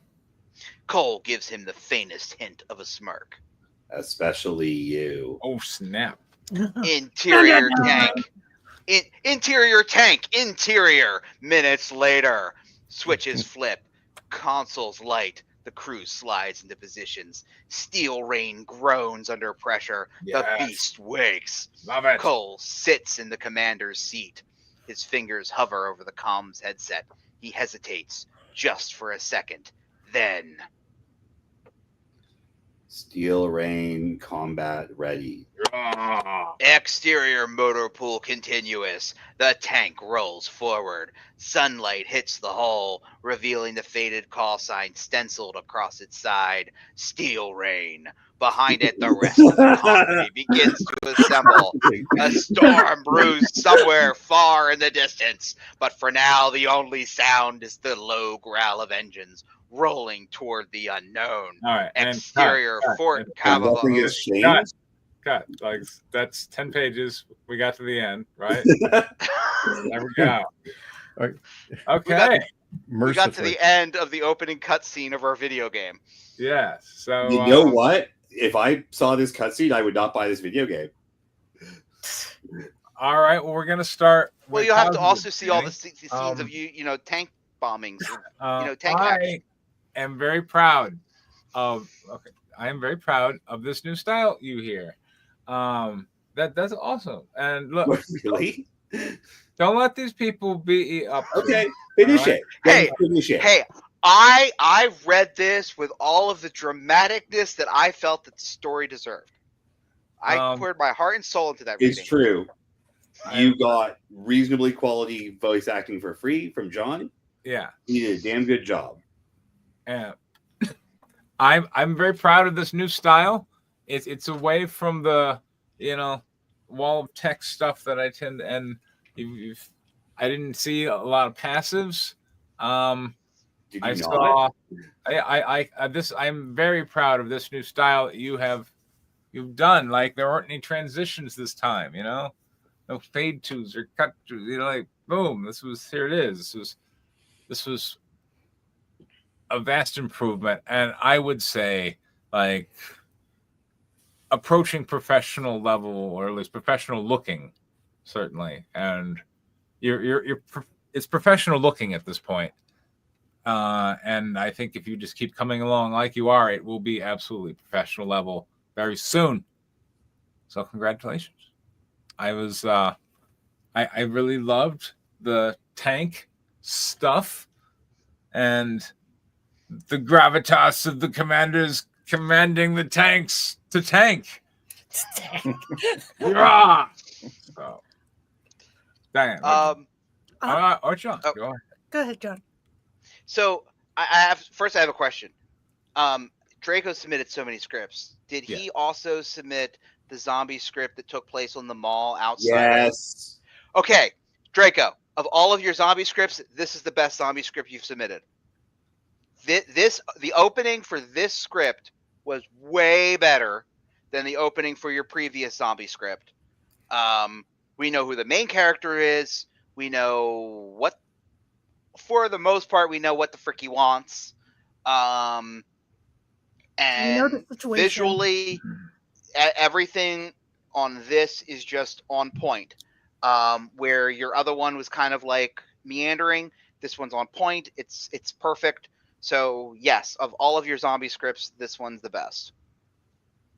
Yeah, I'm going to agree with it being visual. I don't have the full history that you guys do and his evolution as a writer. Although I've had a little bit of exchange with him on Discord, I think that the descriptions are really clear. I can see them. I am confused as to is this a video game, which it sounds like to me, because of the POV stuff. Is he going for a graphic novel? I don't know that's what I'm not clear on it, but either way, it's visual, and I the I get I want to. There's so much sound in there. I'm wondering how we can get that, to feel it. But I like the sound when I'm reading it. I like the sound. It gives me the mood and all of that. So I think you've created I would call it a world build. Is definitely there. So that's good. I mean, among all of the zombie scripts Draco has written, this is certainly one of them. But I will agree that it has started off less incoherently than usual, which I think is a really great move.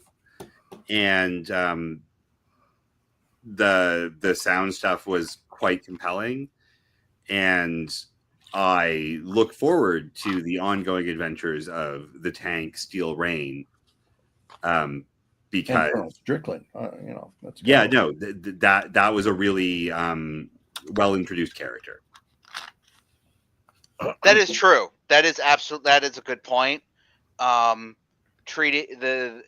tank definitely does feel like a character in this story. Dude, it waited to get there though. I think it waited too long to get there. Note about passives: switches flip. Yeah, that's a passive. Yeah, but the tank. If the tank is doing it, the tank is a great character. And but I think that's the movie I want to see. I want to see a sentient tank destroy zombies. A sentient tank. Oh my god, that's brilliant. That is the only version of this that makes any sense based on what I read, and I fucking love it. I was a little confused when I was listening to this and reading it, because you guys got tank, and I know it was there in the script and everything, but for whatever reason my mind went, this sounds like a Jaeger script. This sounds like Pacific Rim. That's what it sounded like I'm waiting for them to go inside a giant robot, not a tank, basically a giant tank. Well, they are. They're in a giant tank. That's what it sounded. It sounded like I'm about to go out and kill some rioters and possibly a kaiju. So, and at first I'm like, this sounds like a kaiju script. Like, this is like a Jaeger, right?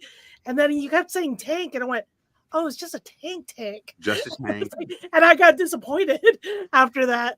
It's a rumbly, hateful tank who wants to destroy peaceful protesters. I mean, if it was a sentient tank, I'm like, okay, but that's like accusatory, Danny. That's accusatory. Want okay? Who then enjoys peaceful protesters? Whatever it is, they weren't peaceful. Really well characterized. I'm not joking. It is by far the best character in this script, and I love that character. It's interesting. There's almost a what I'm going to call like a mirror reflection between Strickland, who I think secretly would like to be that tank. Yeah, I think he wants to fuck the tank. I'm not kidding. Basically, I was getting a version of Christine. Christine, Stephen King. Yeah, that's a great movie. It's a Christine tank. Yes. Again, that was inspired by an old Twilight Zone. That was inspired by an old Twilight Zone. Good. Twilight Zone is incredibly inspirational. You could choose substantially worse references. Yeah. The car just started doing it. They're killing people. Christine is so good. Like a tank. Like, now imagine Christine if Christine was a tank.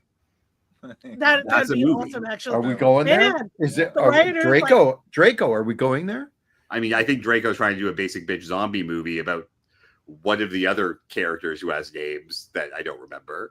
But I wish he didn't, and instead wrote about a sentient tank. You ever Well- seen that film? What is it? The Rubber? Cynthia Tiger? Yeah. The Cynthia Tire that just runs around. Yeah, Rubber.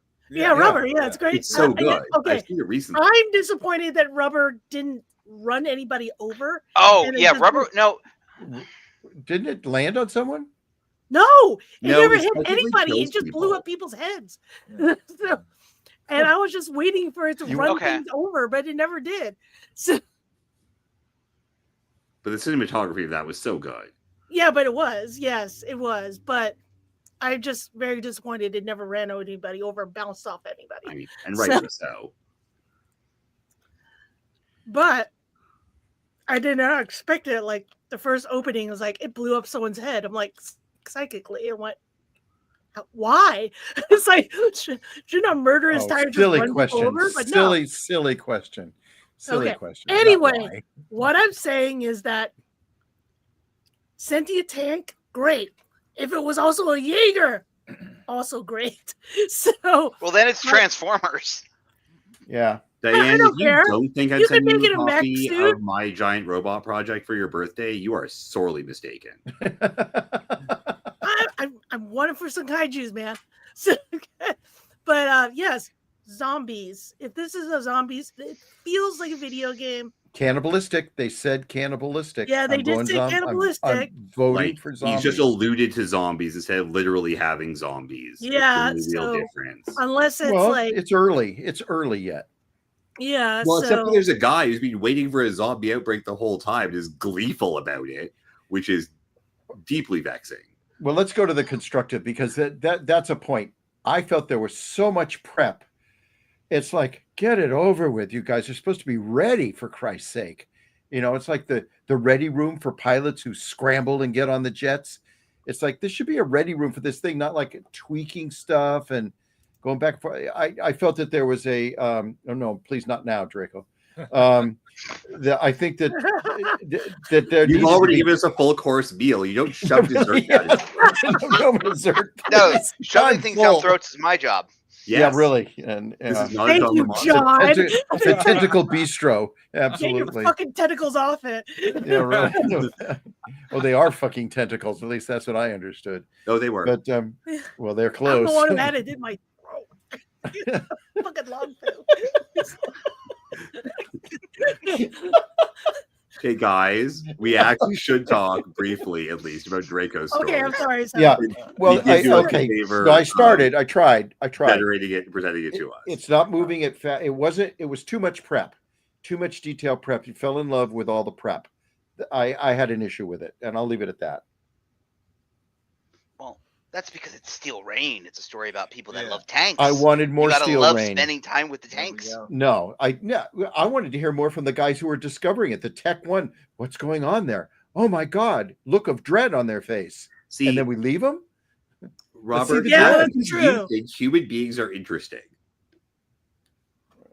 Yes, but tanks are sexy. And I think you've misread the author's intent. That See, where's Larry when we need him? beings Larry, are not Larry, interesting. where are you with all of your sexy tank memes? I know you have some. Yes, give us Yeah. sexy tank memes, Larry. Do it. Larry is the I- king of memes. I mean, he's got the ones for ships, and he's got ones for what's the other one? Jets. I'm sure he's got one for tanks. I don't even know what you guys are talking about, but okay. Yeah, I don't even. So- It's anamorphized. Anamorphizing, yes. Yes, Yeah. anamorphizing battleships and planes Giving in human anime. giving human characteristics to an inanimate object or an animal. Do they have like legs or something? Yes. Oh, you mean like anthropomorphizing something? Yeah. Like, Yes. like it has legs, or like Thomas is the tank engine. See, Okay. Larry, this is why you need to be here. Anyway, I so don't. back to Draco's script. Oh yes. meanwhile, I almost back at the forgot. ranch. Yeah. Thanks, Preston. The Texas ranch, which is very Texas, because I we're going to appreciate Texas. that. Yeah. Texas can Texas. I feel it's a great setting, and you're giving me a compelling Steel Rain character and tank. I need to know who Steel Rain is fighting against. Zombies, right? Is it? Soon. I mean, I don't know. Soon. They say writers. Yes. So Yeah, we're, did- we're, protest- we're, Danny, we're explain fighting it to me. protesters and What is rioters. fighting against? with cannibalistic tendencies. What is Steel? Yes. Tendencies. Is that that's Right. that just Well, takes it away. that It's Okay. cannibalistic. Oh, and it's a tendency. No, it's either fucking cannibalistic or it's not. You know, I don't. well, but this is Okay. all that we've been given. All we've been given is Okay. that they're rioting, they're protesting, and they're cannibals. So maybe they're protesting for cannibal rights. Okay. I mean, All right. So Yes. I feel like we're stepping into World War Z. I love it. All right. I love it. I'm done. Anyone else? Okay. I actually do have some constructives here that are not just please see my constructives from your other zombie project. This movie, this whatever this is, genuinely does not seem to have a protagonist that isn't a tank. So that's a problem. And it, in its first 10 pages, has not actually really established a lot of threat or credibility. There's a whole bunch of vague talk about cannibalistic rioters because you're embarrassed to say zombie. And at the same time, I'm pretty sure the military doesn't hang around looking for like local civilians in its own country to repress. Now this is America, Not yet. But I'm pretty sure classically this has not been a thing that the military has been seen to do in a positive light. Right. So I think you might see some roadblocks there if Yeah. you attempt to get this produced. Yes. You would probably be better off if they were Dallas SWAT team.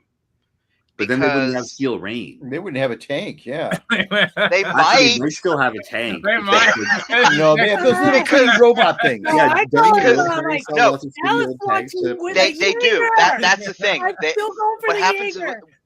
when the military upgrades its equipment, they Yeah. sell off a lot of their old equipment to to urban police Yeah. departments. Yeah. So Yeah. yes, a lot of big, that's why I'm saying like Dallas, Los Angeles, New York, like the big urban area SWAT teams. I would not be surprised if they're rolling. Now maybe it's not an M1 Abrams, but I mean you get a nice No, big we have a APC tank. with We a 50 absolutely cal do. on the top. We They have absolutely like have half tanks. tracks, is what Yeah. they have. All you need is a gun and a 50 cal, and you're good, Yeah. right? Right, Like, right. Yeah, you go it's through a cinder tank. block. yeah, 50 yeah. 50 You put cal a go long through gun cinder on block. it and a 50 Yeah. cal, and someone's going to be happy. Yeah. And plus, Yeah. you can, like, No, someone's going to be run over unhappy. in what I'm sure is the incredibly rough terrain of Dallas, Texas. Yeah. I don't know if Dallas is particularly hilly or whatever. It's flat. That's what I guessed. Yeah. So It's I'm not not. Detroit. Detroit, you would need a tank. In Detroit, you would absolutely would want a tank. I mean, Anybody Jesus, remember in San Just to get over the Diego, pavement, a you need guy that went and he Detroit. stole a tank. He stole a tank from the National Guard and he rode it over people's cars in San yes, I Diego. They remember couldn't that, stop yeah. him. They couldn't stop him. Yeah. Steel Rain, run over cars. That would Yes, be- run over everything. yes, yes. Run over car dealerships. A garden. Run over a garden with a nice hedge with a white picket fence. Just do it. Yes. Do it. Right. Yes, and then once he's doing that, have a sign that says HOA rules stay off the grass. You stay off the ground. Perfect. It's perfect. And instead of running the sign over, they use the little machine gun on the side and just pulverize it with the machine gun. Anyways, my point in giving you perspective, But would we're on be Draco's that script. That's- it would be really very nice if you didn't explain your universe to us and instead wrote a story about people. He's sorry Well, about they- what? Yeah, and yes. Draco, if I could add, Yeah, whenever people- I bring in a Oh, okay. script, whenever I bring in a script, I post it with no fanfare. And then Preston will say, "Oh, tell me about this." And I'll respond, "This is page 1. You don't need to know anything." Because I want people to figure it out themselves, because that's how I know based on people's reactions if my 1 through 10 that are the script, communicating what I'm right, trying that the to script do. works. that it works. If That's the point. I have to explain what my 1 through 10 is before I present it, then is You it my fucked up. explanation? Yeah, I shouldn't have to. So try just writing a script. Don't give us the log line. Don't give us a 100-page essay about what it's about and why it's awesome, because your 100-word essays always include why it's awesome. Like, let us decide. We will decide if it's awesome. Or I shouldn't say, let me rephrase. If you're pitching a script to someone, a script reader, a producer, a studio, that person that you're pitching it to decides if it's awesome, not you. You That's don't right. you don't walk up to them and hand them and say, I have this script and this script is awesome. They will decide when they read it if it's awesome. So don't give us a pitch and tell us why it's awesome. Don't even give us a pitch. Just You're know, either because- giving us a script or you're giving us a pitch. Pick one.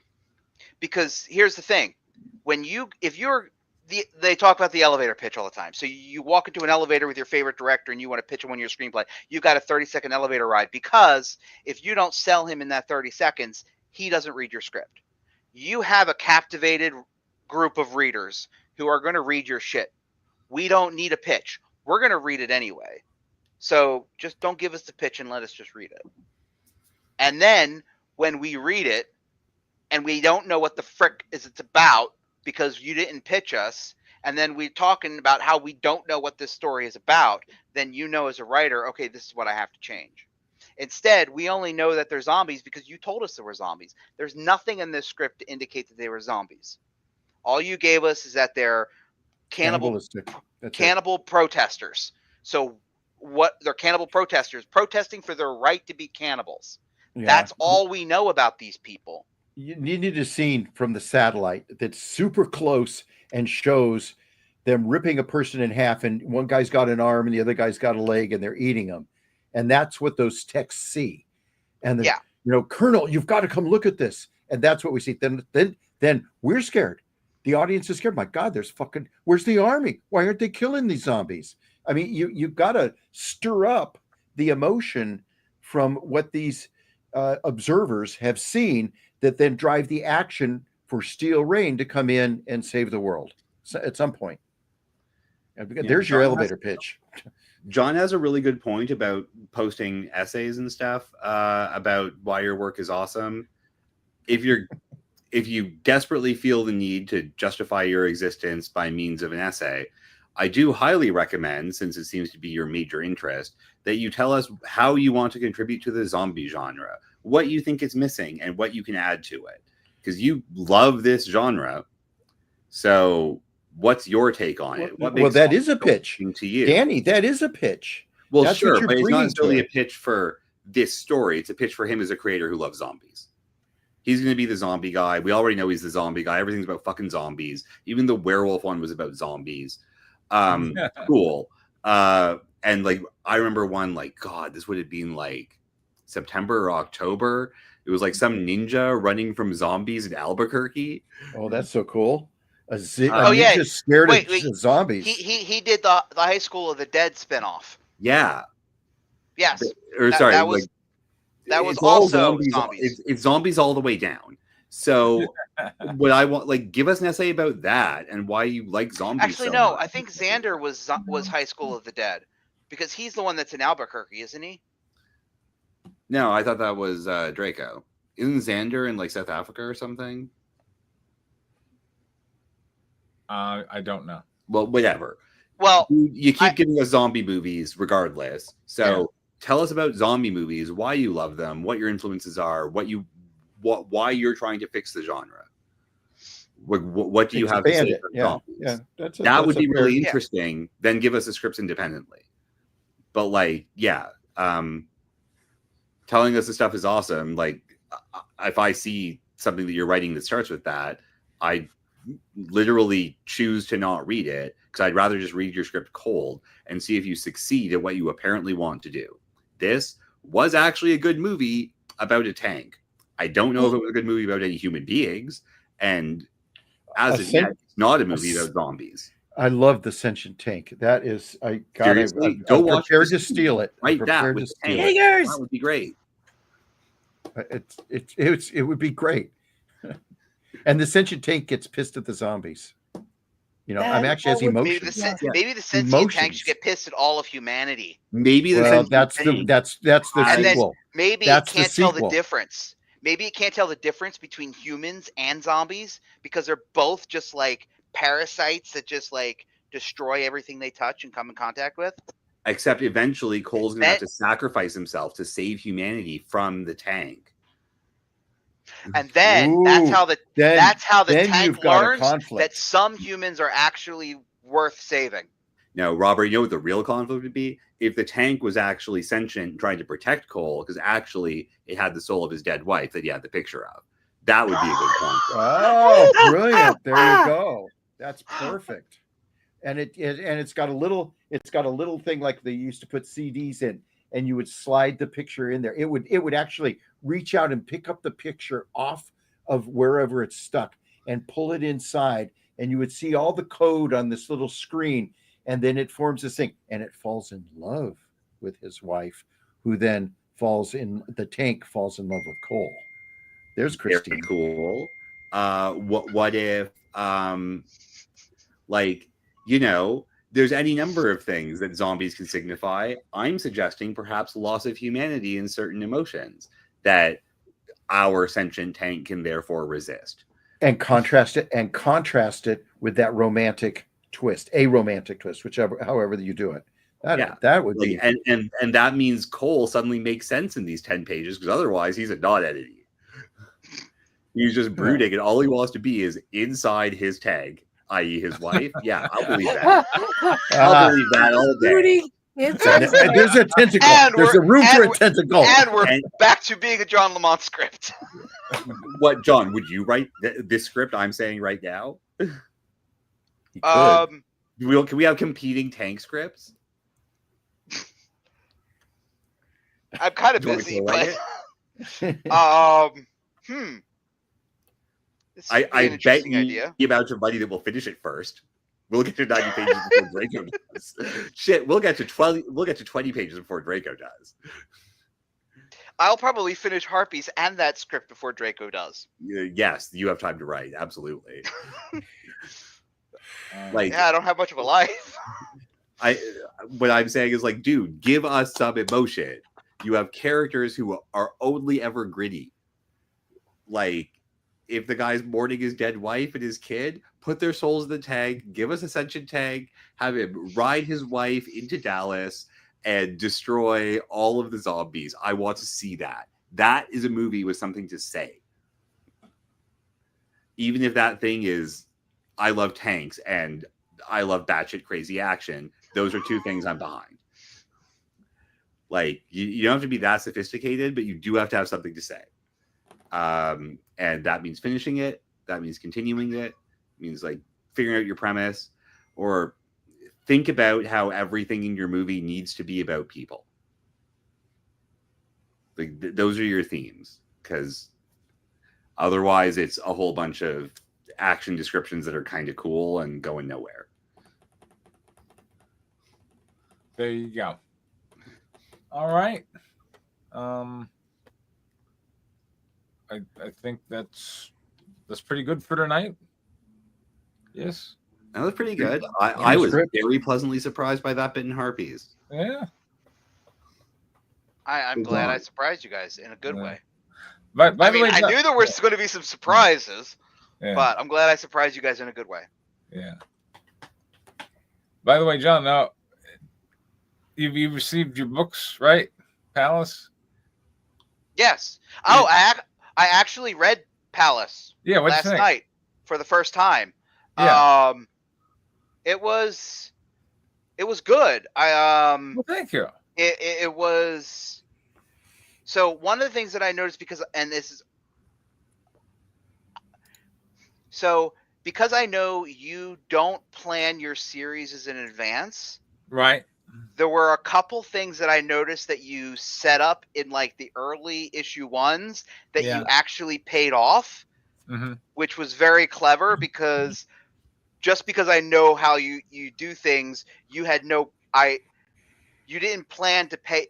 I don't know if you had planned to pay that off, and at all, or how.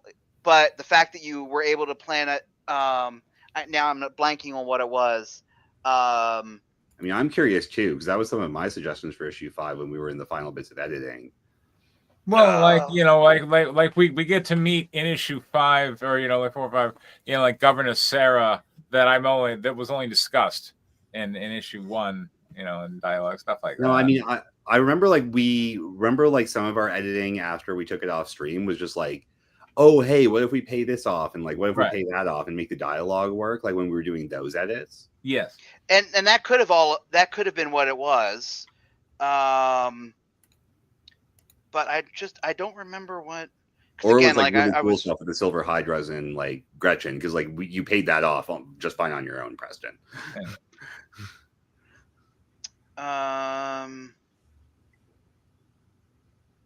Trying to think. Oh, I did, and I do miss the Kelpie. I wish that character had stuck around. Yeah. I really missed him. He was. I agree. I'm trying to. I can't really remember. What was it you liked about the was. Kelpie so much? Oh, it's kind of ridiculous and funny. Okay. Because she gets like completely blinded by this enchanted. Well, it's not just that, but it's just I just thought he was an interesting character because he's so different from everybody else. Mm-hmm. I really loved how he signaled this like complete change in direction, which I mean you replaced him very quickly with Ereshkigal, which was another like big veering change of direction. That's what it was. Yeah. But the Kelpie was really fun and like had all this promise, and then just was like, "Fuck you, I'm going to kill you all," which was also kind of great. So he was definitely a D&D monster by the end of it, right? I mean, like to me, like this is like a D&D thing. He was like, and it's a monster. Like I've run so much D&D. I'm pretty good at making a compelling monster, but he's a monster. He was a really compelling monster because like we put Thora in such a desperate situation. The monster saves her in the worst possible way. Right. It was great. Like everything just makes her life worse. Yeah, thank you. Okay, so I think this is what it was. And again, I don't know if maybe you had this idea in the back of your mind, but like when we're doing the summoner scene, let's see. This one here. Yes. So it's like just so her line, "We shall treat them better than they deserve and let us heighten the tragedy of their collapse." Yeah. And then like reading that from the end into how basically the entire nation basically falls into collapse. Yeah. I thought that kind of foreshadowing was interesting, and I didn't know if you had quite planned that ending when you wrote that line.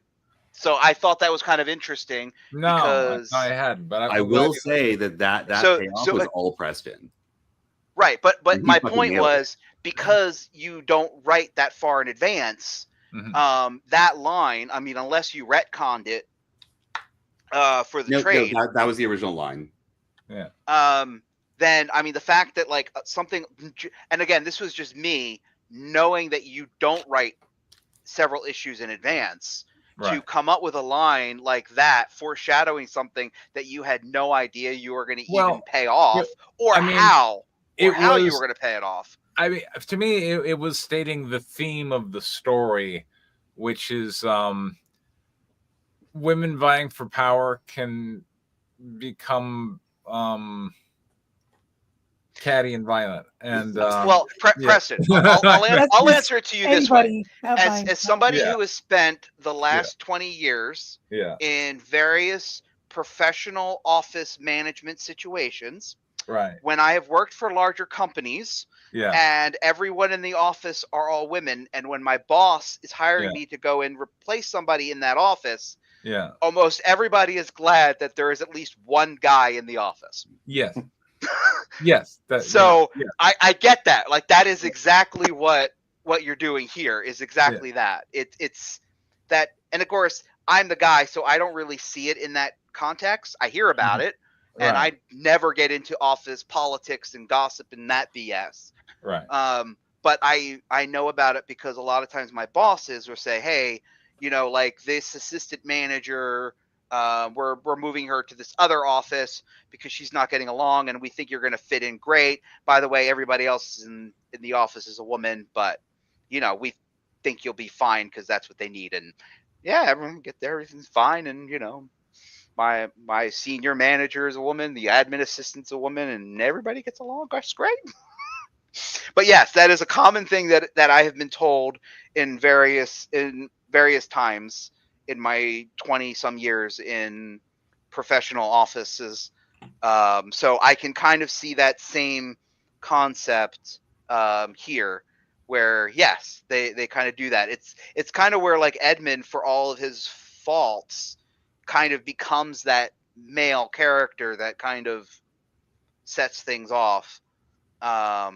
But of course he goes about it in the wrong way. So, but yeah. So anyway, I thought that line jumped out at me as being rather interesting, and how you were able to take what was simply a thematic throwaway line and turn it into a foreshadowing of how you were going to actually resolve the primary conflict of the story. I thought was interesting for you and your creative process.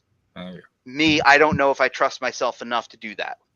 That's why I typically write several issues in advance. Well, I think the more prep you put into it, the better your end result.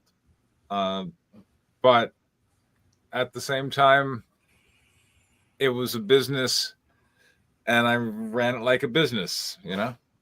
I went to a con, I sold an RPG con, and it was the only con that I could go to, because like this was back in 2022, I think, and cons were still kind of all closed down. But the small RPG con here was like, no, we're gonna have a con, small little gathering. So I went and I just set up a table there, thinking, well, I can sell comics to some people, and I sold more. I made more money that weekend than I've ever made at a con before. And I was crushing it. And I was like, okay, I need to write a comic for these good folks, because they clearly have money and like comics, So that was the premise of Palace. And, I came out with issue 1 as quick as I can, because I wanted to proof of concept. And when I sold it and people liked it, I'm like, okay, then I need to write this quick, get done. And that's what you got. But so it was good story, definitely gets my recommendation. So I'd like to add to this a little bit, because like now that John mentions it, I think Palace was the first project of yours I was like able to see your whole creative process for, because like I'd read White Lily, right, but not all, an issue or 2 of Guinevere, but like the later ones. Yes. And like one thing that's actually really impressive about you as a writer, like I'm actually a planner, like in a lot of ways. You are really, really good at picking up on your own themes based on vibes, because like you actually do pay off like a whole lot of themes that you didn't really bring up during any of these crit sessions as things that you really wanted to focus on. It just ended up being where you landed. And you totally pull off the ruin of this kingdom, and like evil will destroy itself, and all of these things you were sort of talking about, but not particularly explicitly. Like it wasn't preachy at all. It was low-key background vibes that just sort of became the story by the end of it. It was really cool. Well, I mean, it meant like every time you came back with newer visions, especially when it was like, oh, this isn't working, and you would come back like issue 3 and 4 were really egregious for this, like something completely different. And every time you did that, it was like, no, that just works, and was not at all what I expected. So like Cucky's song, that was hilarious, by the way. Cookies, what? Like, His song. the ballad he's singing Oh, the becomes cookie song. Which, by the way, Yeah. Danny, that was actually your idea. well, yeah, I know. It was a Yeah. good idea, but Yeah, you it was a still good did it in idea. a I very agree. you Yeah. way. Like, I Yeah. didn't suggest what to say Right. at all, right? Like, you went nuts, and I loved it. Like, Yeah. and you seem to do this at like a really fundamental vibes level that's actually really impressive, which is And- kind of neat. Like, if I were to be in a situation like that, I'd be able to articulate it really well and maybe not execute particularly as well. But like, you just like end up sort of having these ideas that just sort of land and are sort of I'm going to use the wrong word on purpose because I'm very tired, sort of accidentally doing the perfect thing, which is not exactly how you do it necessarily, but like you just sort of go there and it comes out sometimes like really well formed, and it's really, really cool to see. Well, thanks. I'm glad you liked it, and John, I hope you're able to sell some books. I'm Hey, glad. Draco, finish some stories. I might say things like that about you too. Yeah, and I'm glad that My I was next able show to is in tell you Atlanta, part of it so too. and it should be a big one. So Okay. I'm hoping I sell lots of books. I need it to cover my expenses for Atlanta. It's not cheap. Well, I should be able to. When is your show? And middle to end of July. Okay, well, you'll have Cygnus Imperium by then for sure. So that should give you some extra bonus. And you've got Palace. So I can send you some additional fantasy stuff if you want to lean into that. yeah. I'm going to focus on trades because that's going to be what I'm mostly going to sell. Well, I'm boxing some stuff up for you probably anyways. I might throw in a few of my ash cans. That's fine. I'll throw them on the table or whatever. Yeah. I mean, even though I've got Harpies 1, I'm not going to be Oh, pushing and Harpies. the illustrator I'm for gonna that be is also a sticking- Florida person, so you can sell that as being like more Florida people that people should give money to. Is that how that works? I do pretty well with my 3 trades for $60. That people seem to like that. So the more, because I can almost always sell one of my own trades to almost everybody that I come across. But if I can get them interested in 3 or more books, then I do like 3 for 60 or 4 for 80. So the more trades that I have, then the more I can stack on top of that That's a good $20 idea. a book price. I mean, Otherwise, you've got two books that are pretty connected anyways, since you're already doing Harpies. yeah, I mean, for the most part, a lot of times that's the way it goes, and then it kind of depends. Like I have, I love Mechaton, and I've been selling a lot of that too. So your book is going to go right alongside that because people that don't necessarily want the very adult stuff, it'll be good to have. I'll have Cygnus Imperium and Mechaton, which are both good for like that 10 ages and up. And then I have White Lily, which is good for like 14, 15 and up. So, it's like I got those different types of tiers and how I pitch it based on whatever they want. Cool. I hope you do quite well at that show, and I will endeavor to make sure that you get stuff on time to do even better. Awesome. Yeah. There you go. Yay. All right, cool. Well, next week I should have some more Lords of Iron pages. Oh, that's quite exciting. Yeah. Next week I might have a short film I'm currently story editing. I do have permission from the author to share it. She just needs to do a revision and just put it in front of some people. So if it's not next week, it'll probably be the week after. But I'm quite excited to bring that up because we've really whipped it into shape over the last few weeks, and I'm really excited to see reactions of people who aren't already familiar with the story or the premise. How short are you time-wise? Currently, it's 12 pages. That's a sweet spot for shorts right now. Yeah. All of my suggestions during our last editing meeting, which was last Friday, were like, okay, here's some things we need to do. Here's some things we can cut. We should not be going over the page count at all, and probably cutting it down to 10. But I don't think we can cut very much, which is not a bad sign. I did a 6-minute short film. It's on weshort.com, and I just got my first residual from it. And after a year, it covered almost half the cost. Now at this point, when I got all the information on it, but I was stunned that there were over 800 full run. It's a 6-minute short, 806 views where they ran the full 6 minutes. Out of curiosity, then, what was your budget for it? The budget for it was almost nothing. It was almost all stock footage. It's the story that was strong, and I illustrated a story. I'll do it very quickly. My friend had a eulogy that he read for a friend of his that had passed away, and I found it on his table, and I, glanced through it. He just left it out for some reason, and I said, "This is a great story. Do you mind if I write up turn it into a script?" And he said, "Well, yeah. What would you film?" And I said, "Well, I just get footage on it." And it's about a lifelong story of childhood friends, and then as he gets older in his 30s, he passes away, and his observations of it and how it changed him. And I can't believe that it got that many views. I thought it was very obscure. I couldn't believe they carried it to begin Yeah, with. I can. That's the sort of thing that is a very good short, right? Like, get some people and humanize them and like just tell a story. Yeah, it's really just a narration's story. any good. It'll fly.